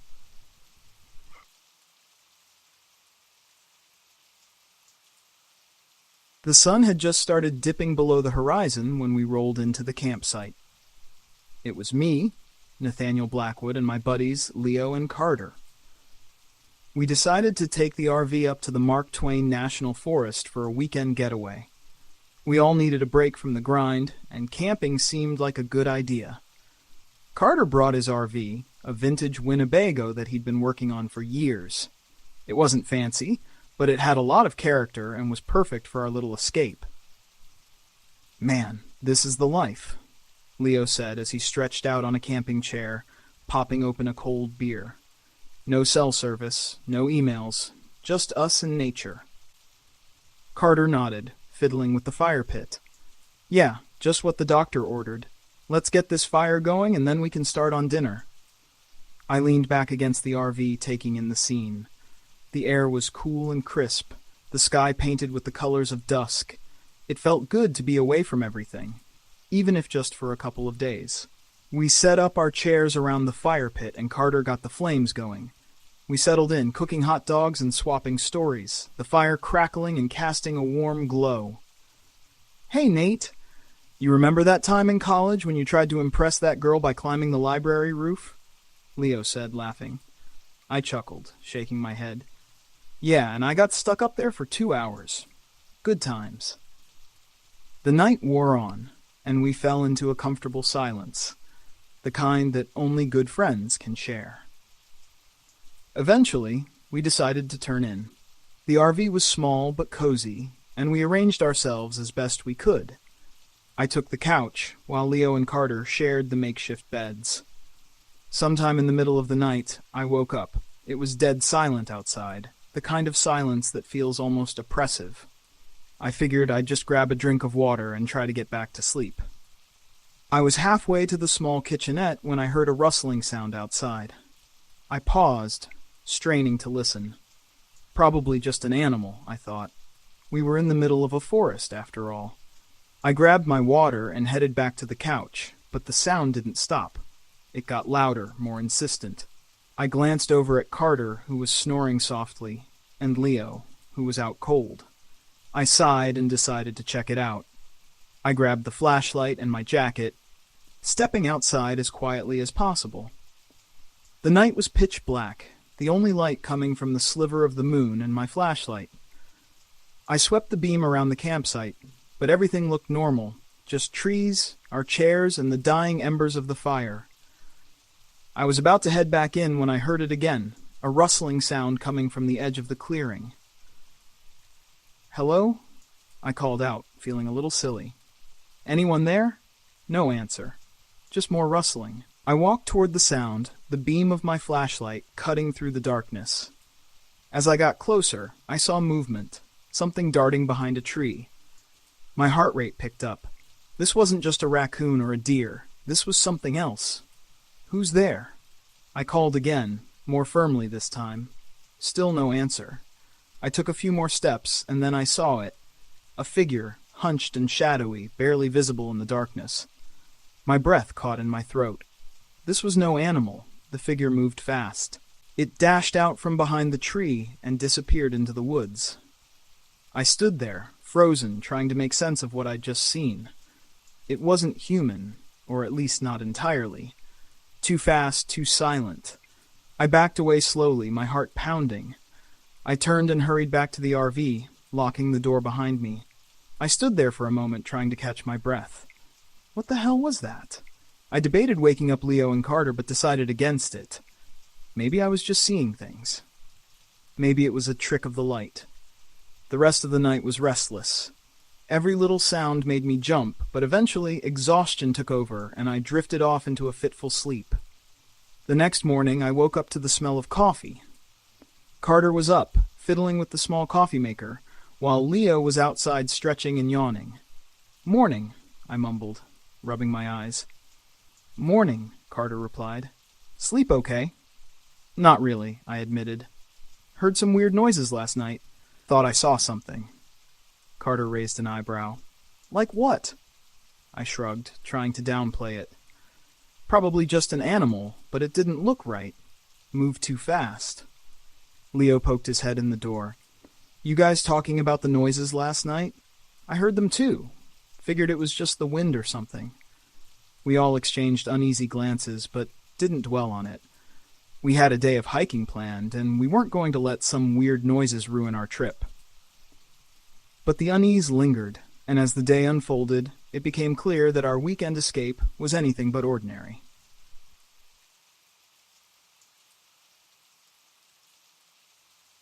It was one of those early spring weekends, when the world still felt like it was waking up from a long sleep. The kind where the sun was warm enough to encourage outdoor adventures, but the night still carried a bite. My name's Conrad Freeman, and I decided to take my old RV out for a spin to the Washoe National Forest in Arkansas. It's a place I'd been to a couple of times, and it always felt like a good escape from the grind of work and city life. I'd convinced my buddy Marcus to join me. Marcus was the kind of guy who always had your back, even if he wasn't thrilled about sleeping in an RV in the middle of nowhere. "Conrad, you know I prefer a hotel bed to this rolling death trap," he joked as we loaded up on supplies. We drove out, with me behind the wheel and Marcus playing DJ. We bantered, laughed about old times, and planned out the weekend. We had it all mapped out. Some hiking, fishing, a bit of grilling, and a lot of beer. We set up camp near a small, secluded lake surrounded by dense forests. It was perfect. We parked the RV, cracked open a couple of beers, and settled into the peace that only the wilderness can offer. As the sun dipped below the treetops, the temperature dropped, but the fire we built kept us warm. After a dinner of grilled steaks and potatoes, we sat by the fire, staring into the flames and talking about everything and nothing. Marcus started talking about his latest failed relationship, and I offered what little advice I could. It was one of those moments that felt real. You know? Just two friends connecting over a fire in the middle of nowhere. We called it a night around midnight. The RV was cramped but comfortable enough. The forest sounds, the rustle of leaves, the distant hoot of an owl, lulled me to sleep. I woke up suddenly to a strange noise outside. It was a rustling, then a soft thud, like something heavy hitting the ground. I lay there, trying to convince myself it was just a deer or some other animal, but the sound persisted. Marcus was snoring away, completely oblivious. Curiosity got the better of me, and I slipped on my boots and jacket. I grabbed the flashlight and stepped outside. The fire had died down, leaving just a few glowing embers. I swept the flashlight around, seeing nothing but the dark silhouettes of trees and the RV. Then I heard it again, a soft, dragging sound coming from the edge of the campsite. I walked over, shining the light around, but saw nothing. Just as I was about to turn back, I noticed a set of footprints leading away from the camp. They were large, too large to be human, and they seemed to be dragging something heavy. I followed them a bit into the forest, my heart pounding in my chest. The footprints led to a clearing, and there, lying on the ground, was a deer, or what was left of it. It had been torn apart savagely, with chunks of flesh missing. My stomach churned, and I turned back, hurrying to the RV. Back inside, I locked the door and sat down, trying to calm my racing thoughts. What the hell could have done that? Wolves? But the attack was too brutal, too deliberate. I shook Marcus awake. "What? What is it?" he mumbled, still half asleep. "There's something out there, man. It killed a deer. It's messed up." Marcus groaned and rubbed his eyes. "Probably just wolves or a bear. Go back to sleep, Conrad." I wanted to argue, but there was no point. Instead, I stayed up, staring out the window, listening for any sounds. The night seemed to stretch on forever, every noise making me jump. Eventually, exhaustion took over, and I dozed off. The next morning, we talked about it over breakfast. Marcus, now more awake, took me seriously this time. "Let's just stick close to the RV today," he suggested. No need to go looking for trouble. We spent the day fishing by the lake, keeping our eyes on the tree line. The unease from the night before hadn't faded. Every rustle in the bushes put us on edge. We barely caught anything, but it was a relief to be out in the daylight. By the time we got back to the campsite, the sun was starting to set. We decided to skip the fire and eat inside the RV. It was cramped, but we both felt safer there. We talked about heading back home the next day, cutting the trip short. As night fell, the forest around us seemed to grow darker, more oppressive. We locked the doors and sat in silence, the only sound being the occasional creak of the RV. Marcus was cleaning up the dishes when we heard a loud bang on the side of the RV. We both froze, staring at each other. "What the hell was that?" Marcus whispered. I grabbed the flashlight and a kitchen knife, the only thing we had that could be considered a weapon. We cautiously approached the door. I took a deep breath and flung it open, shining the light outside. At first, we saw nothing. Then, as I swept the beam of light to the side, we saw it. A large, shadowy figure standing just at the edge of the clearing. It was tall, maybe 7 or 8 feet, and covered in what looked like matted fur.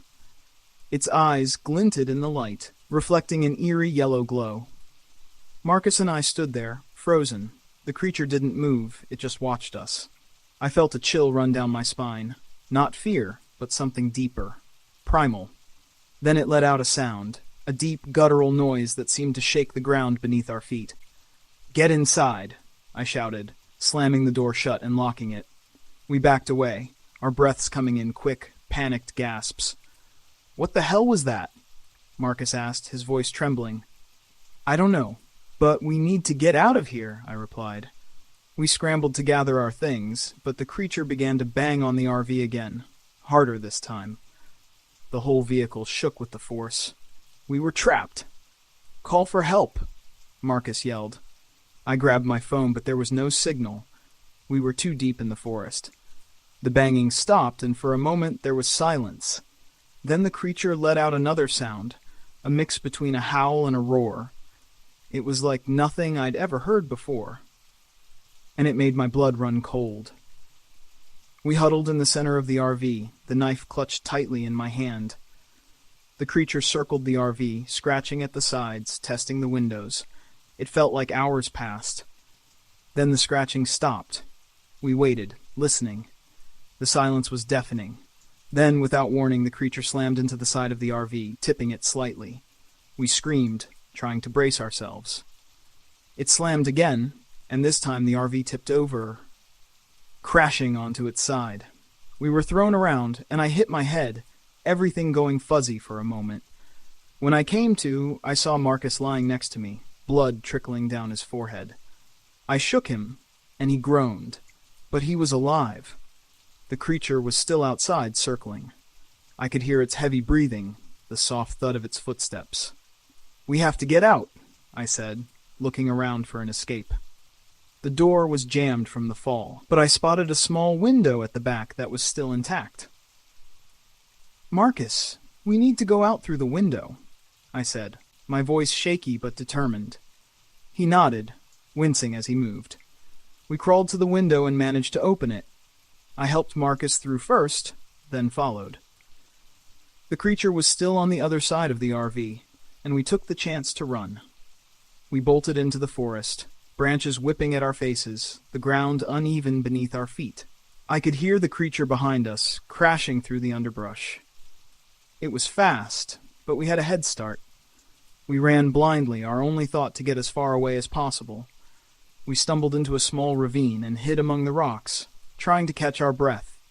The creature's footsteps grew louder, then stopped. We held our breath, listening. It was close, so close I could hear it sniffing the air. Minutes felt like hours as we waited, terrified it would find us. Finally, the footsteps receded and the forest fell silent. We stayed hidden until dawn, too scared to move.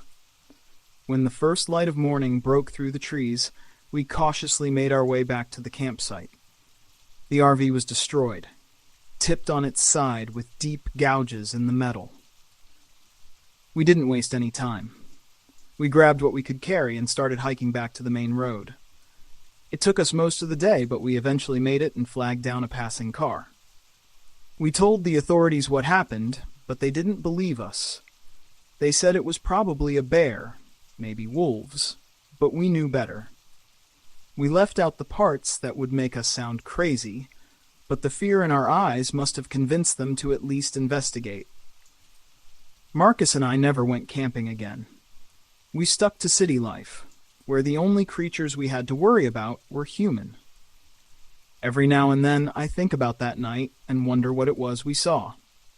But I know I'll never get an answer. As for the creature, whatever it was, it remained a mystery. Some nights, when I'm lying in bed, I can still hear its eerie howl in my dreams. Marcus and I had our theories, but we never spoke about it again. We didn't need to. Some things are better left in the dark. We'd given it a name, though, something simple to make it less terrifying. We called it the Beast of Washan. It was our way of coping, I guess, turning our fear into something we could manage. But deep down, we knew the truth. The beast was out there, somewhere, waiting. And that's a reality I'll live with for the rest of my life.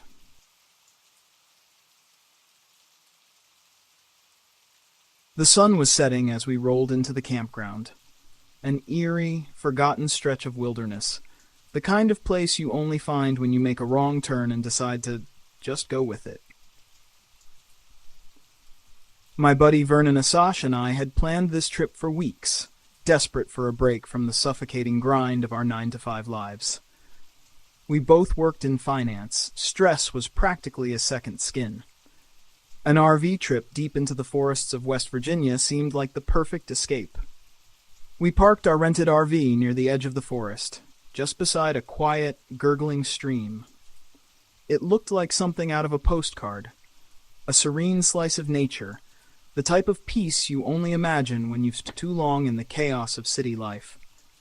The air was crisp, the sounds of the forest were soothing, and for the first time in months, I felt my tense shoulders begin to loosen. Vernon, always the more outdoorsy of the two of us, was already unloading gear and setting up a small fire pit. "Hey, Mason, hand me that cooler, will you?" Vernon called out, rummaging through the back of the RV. "Sure thing," I muttered, dragging the cooler toward him. "Think we'll catch anything worth cooking?" Vernon grinned, pulling out a couple of fishing rods. "If not, we've got burgers. Can't go wrong with burgers." We spent the next couple of hours fishing and chatting, mostly about work and the things we were both desperate to leave behind, if only for the weekend. As the sun dipped beneath the horizon, we made our way back to the RV, content with our meager catch, ready to settle in for the night. "Think there are bears out here?" I asked, half joking, as we cooked the burgers over the fire. "Maybe," Vernon said with a shrug, flipping a patty. "But they're more scared of us than we are of them." "Yeah, right," I chuckled. "Plus, we've got this." I gestured to the shotgun leaning against the RV. Vernon shot me a sideways grin. "Better than you, city boy." We ate, drank a few beers, and talked until the fire finally died down. The silence that followed was deep, the kind of silence that only exists far from civilization. It was peaceful. Almost too peaceful. Around midnight, we decided to call it a night.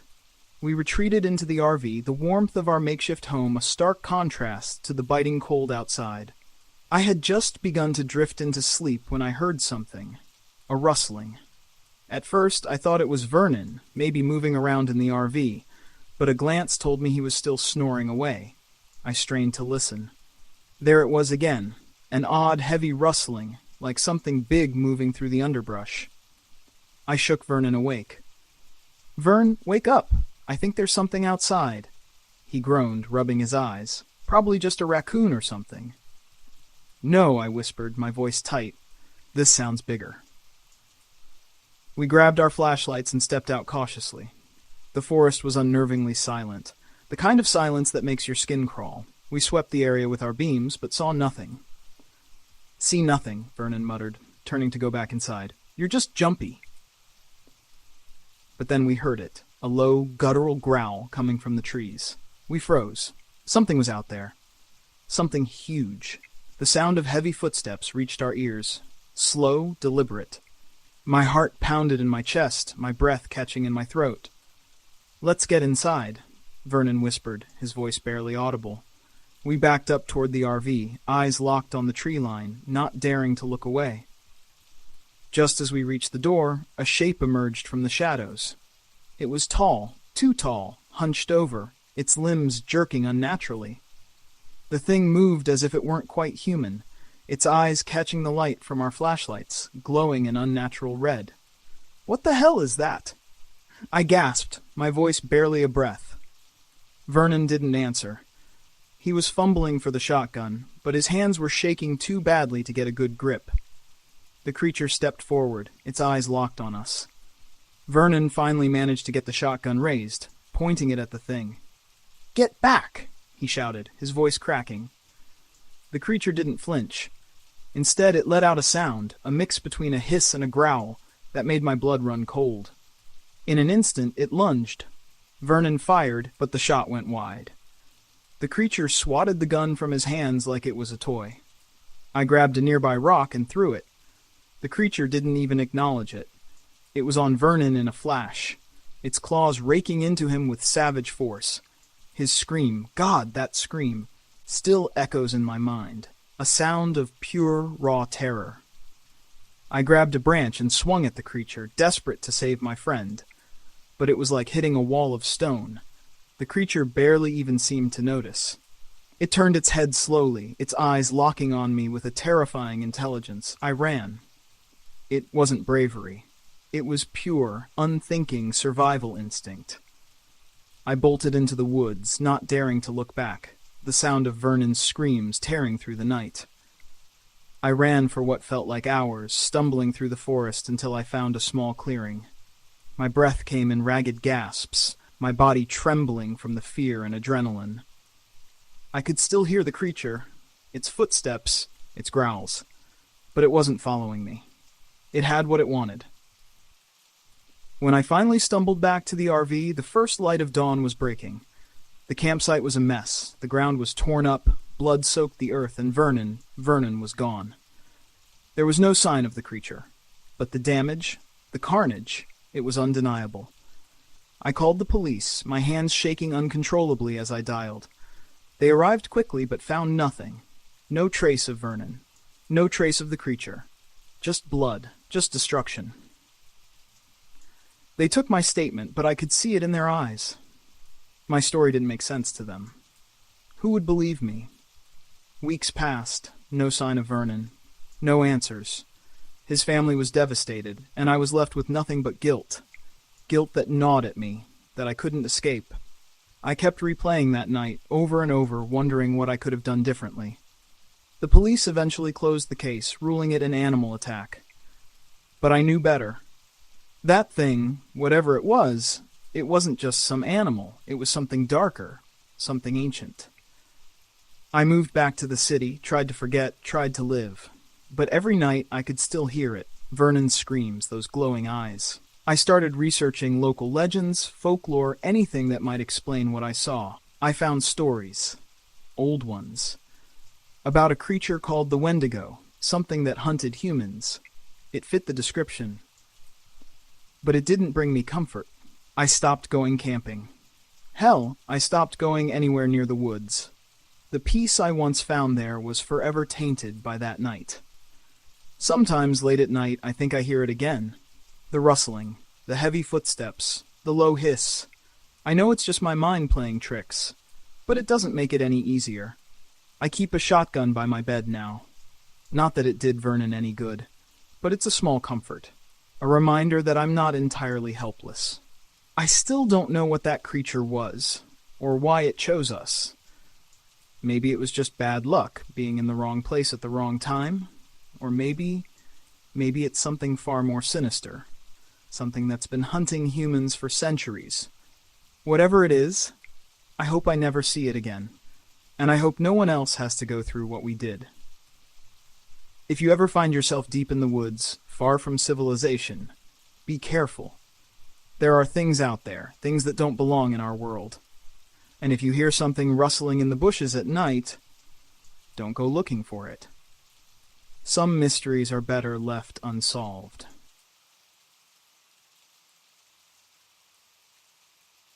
My name is Claire Maddox, and I'm 45 years old.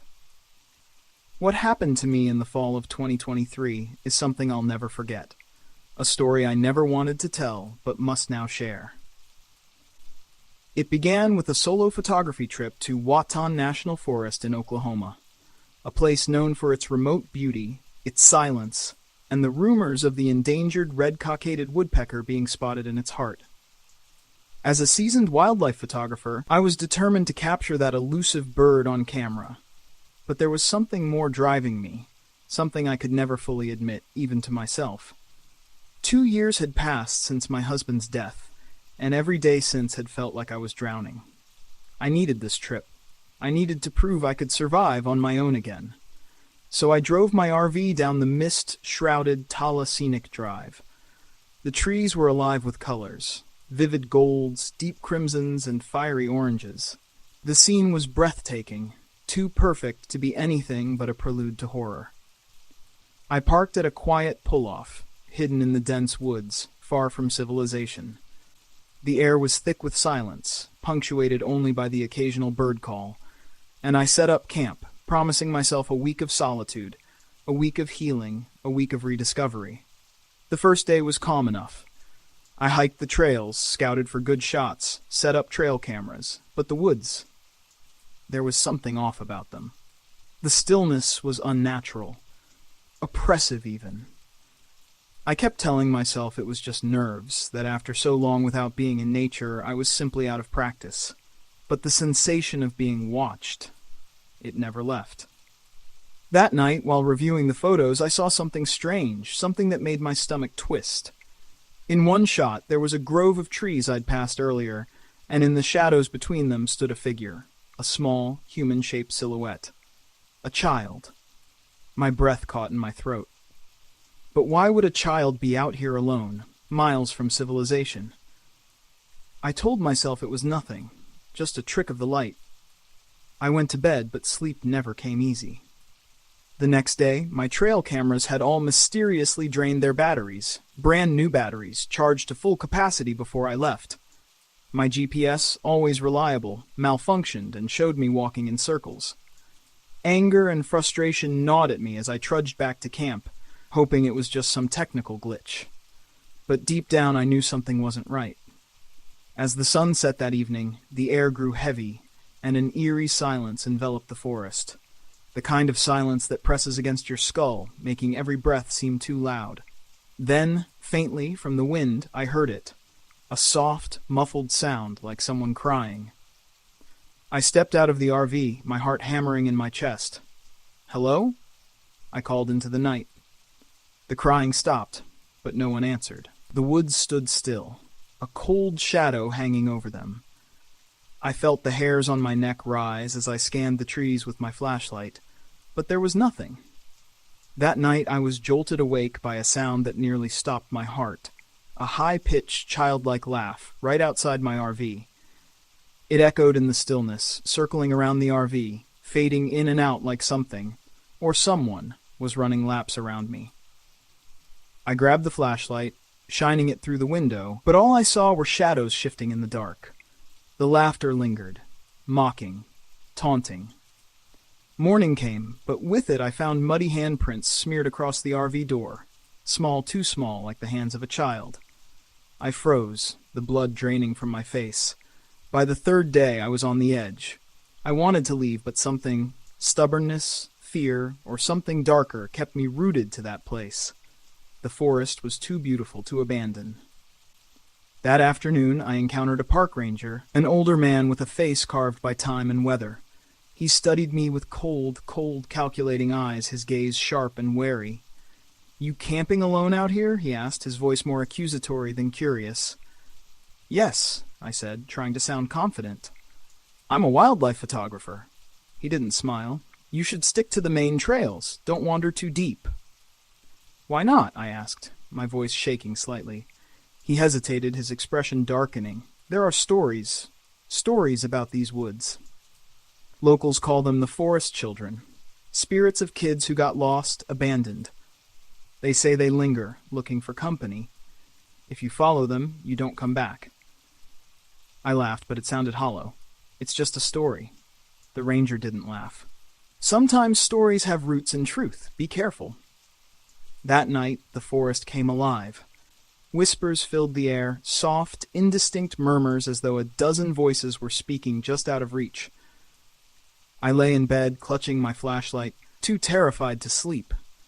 The whispers grew louder, clearer, until they were accompanied by laughter, sickeningly childlike and close. The sound of tiny feet pattered against the RV, circling it, always moving. Then soft knocking began, rhythmic taps on the door and windows, coming from every side. "Who's there?" I shouted, my voice cracking. The knocking stopped. Silence. But then, from right outside the door, I heard a child's voice, soft and pleading. "Please let us in. We're lost." I froze. My blood turned to ice, my heart hammering in my chest. The voice sounded so innocent, so heartbreaking, but I knew better. I stayed frozen, clutching the flashlight like a weapon, not daring to breathe. When morning finally came, I packed up in a daze, desperate to leave. I reviewed the photos from my trail cameras one last time, hoping for some explanation. What I saw made my stomach twist in horror. In every frame there were shadows, human-shaped, standing between the trees. They weren't there when I took the shots, but they appeared in every image, closer with each passing frame. In one, they were staring straight into the camera, eyes black as coal, hollow and empty. I couldn't leave fast enough. The hike back to the RV was a nightmare. The forest seemed to shift, to bend around me. Landmarks disappeared and reappeared in the wrong places, as though the woods were playing tricks on me. The whispers followed, louder now, growing into incoherent murmurs, and twice I saw movement in the corner of my eye, small figures darting between the trees. And then I found it. A clearing, unlike anything I'd seen before. In its center stood a circle of stones, and all around the trees were carved with crude figures, children holding hands, their faces twisted in grotesque smiles. The air was colder here, heavier, as if the forest itself was holding its breath. I was rooted to the spot, unable to move. And then they appeared. The shadows. Children, maybe. Their faces were pale, their eyes empty voids. They smiled, but it wasn't a smile, it was a twisted thing, too wide, too sharp. "Stay with us," they whispered, their voices overlapping. "We're so lonely." I couldn't move, I couldn't scream, I couldn't think. The shadows crept closer, their whispers deafening, choking out my thoughts. And then I heard it. A voice, clear and steady, cutting through the madness. My husband's voice. "Keep moving forward." Something snapped inside me. I grabbed my camera bag and flung it into the stone circle, hoping to distract them. The shadows hesitated, drawn to the bag, and in that moment, I ran. I didn't look back. I didn't dare. I made it back to the RV, heart pounding in my chest, and drove away without a second thought. When I reached civilization, I reviewed the photos one final time. The clearing, the stone circle, and the figures, standing there, watching me. Always watching. I haven't been back to that forest. I don't think I ever will. But sometimes late at night, I still hear the whispers. I feel them. And I know I brought something back with me. Some places are not meant to be explored. Wat Tan National Forest is one of them.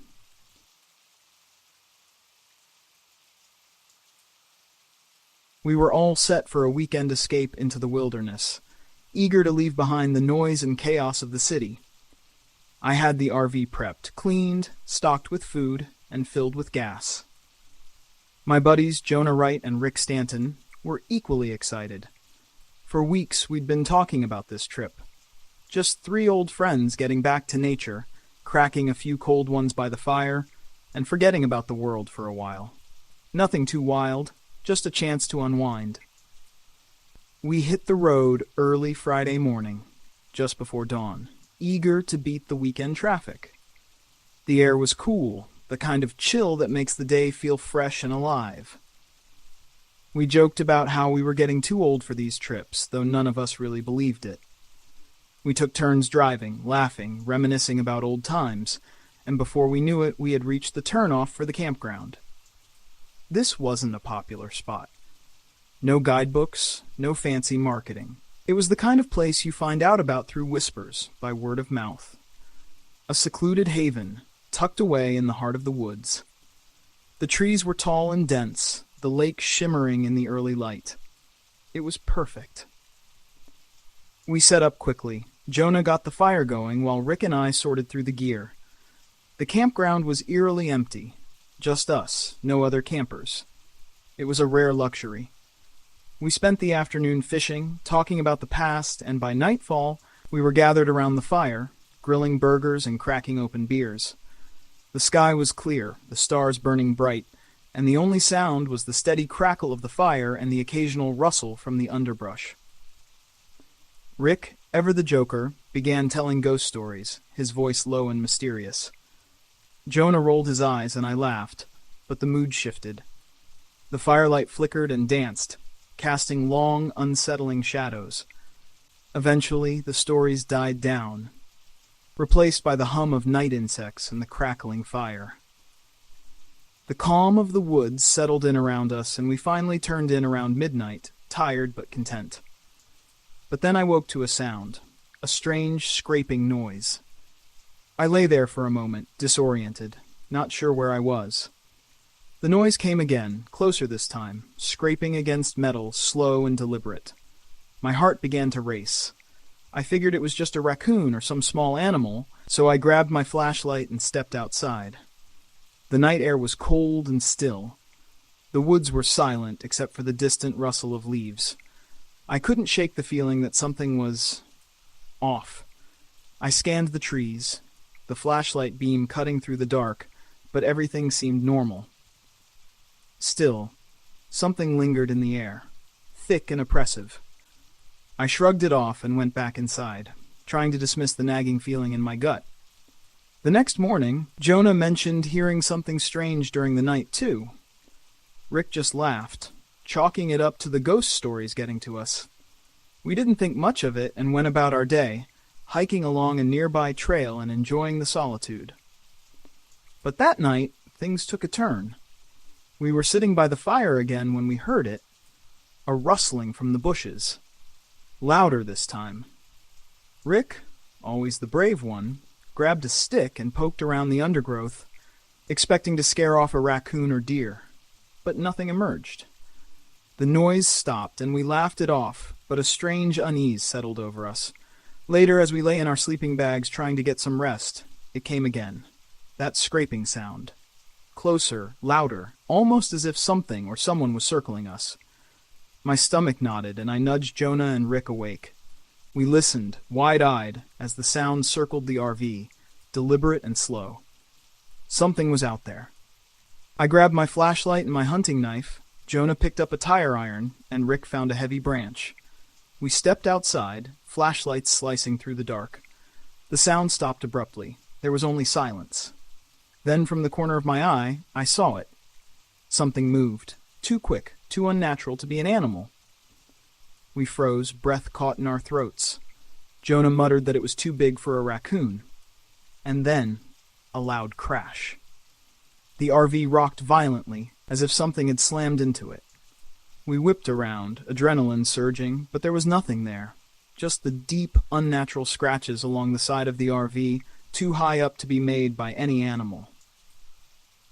"That's it," Jonah said, his voice shaking. "We need to get out of here." Without hesitation, we scrambled to pack up, shoving gear into bags, not caring about neatness. The noises continued, always just out of sight, circling us like a predator stalking its prey. The air felt thick, charged as if something terrible was about to happen. Then it happened. Rick screamed. We turned just in time to see him being dragged into the woods. His flashlight fell, spinning wildly on the ground. Jonah and I bolted after him, but by the time we reached the trees, Rick was gone. No trace. We shouted his name into the void, but the only response was the echo of our own voices. Panic gripped us. We stood there, breathless, eyes wide with terror. We had no idea what had taken Rick, but we weren't about to leave him behind. We followed a faint trail of broken branches and disturbed leaves, the flashlight beams dancing across the trees. Every snap of a twig made us jump. The trail grew fainter, harder to follow, until finally we came to a clearing. And there he was. Rick's body lay in the center of the clearing. His eyes were wide open, frozen in terror. His face was pale, his mouth agape. Blood pooled around him, dark and sticky, soaking into the earth. Jonah knelt beside him, checking for any sign of life, but it was clear. Rick was gone. We were in shock, barely able to process the horror in front of us, when that scraping noise came again, closer this time, louder. We both looked up, and there, moving just beyond the shadows, was something large, something huge. Too big to be any animal. It moved wrong, unnatural. Its presence sent a cold shiver down my spine. We backed away, then ran. We didn't look back. We tore through the woods, crashing through the underbrush, hearts pounding in our chests. The RV was just a blur in the distance, but we finally reached it, flung open the door, and locked ourselves inside. I fumbled to start the engine, my hands shaking. When the engine roared to life, we sped off, gravel spraying, not stopping until we reached the nearest town. We went straight to the police. We told them everything. They looked at us like we were madmen, but they took our statements and went out to investigate. A few days later, they came back with nothing. No body, no tracks, no sign of anything unusual. We were left with more questions than answers. Rick was gone, and whatever took him, whatever we had encountered in the woods, was still out there. Jonah and I tried to make sense of it all, but it was like trying to solve a puzzle with pieces missing. Months passed. Life went on, but the memory of that night never faded. It haunted me, twisted through my thoughts like a nightmare. And then I found it. Ancient folklore. Whispers of a creature, elusive and ancient, known only as the Hound. Jonah and I don't talk about it anymore. There's nothing left to say. We lost a friend, and we were left with a mystery that will never be solved. I sold the RV. I couldn't bear the sight of it, the reminder of that night. Camping lost its appeal. People ask me if I believe in monsters. I just shrug. No, I say. But deep down, I know. Something is out there, something we can't explain, something we don't understand, and it's watching, waiting.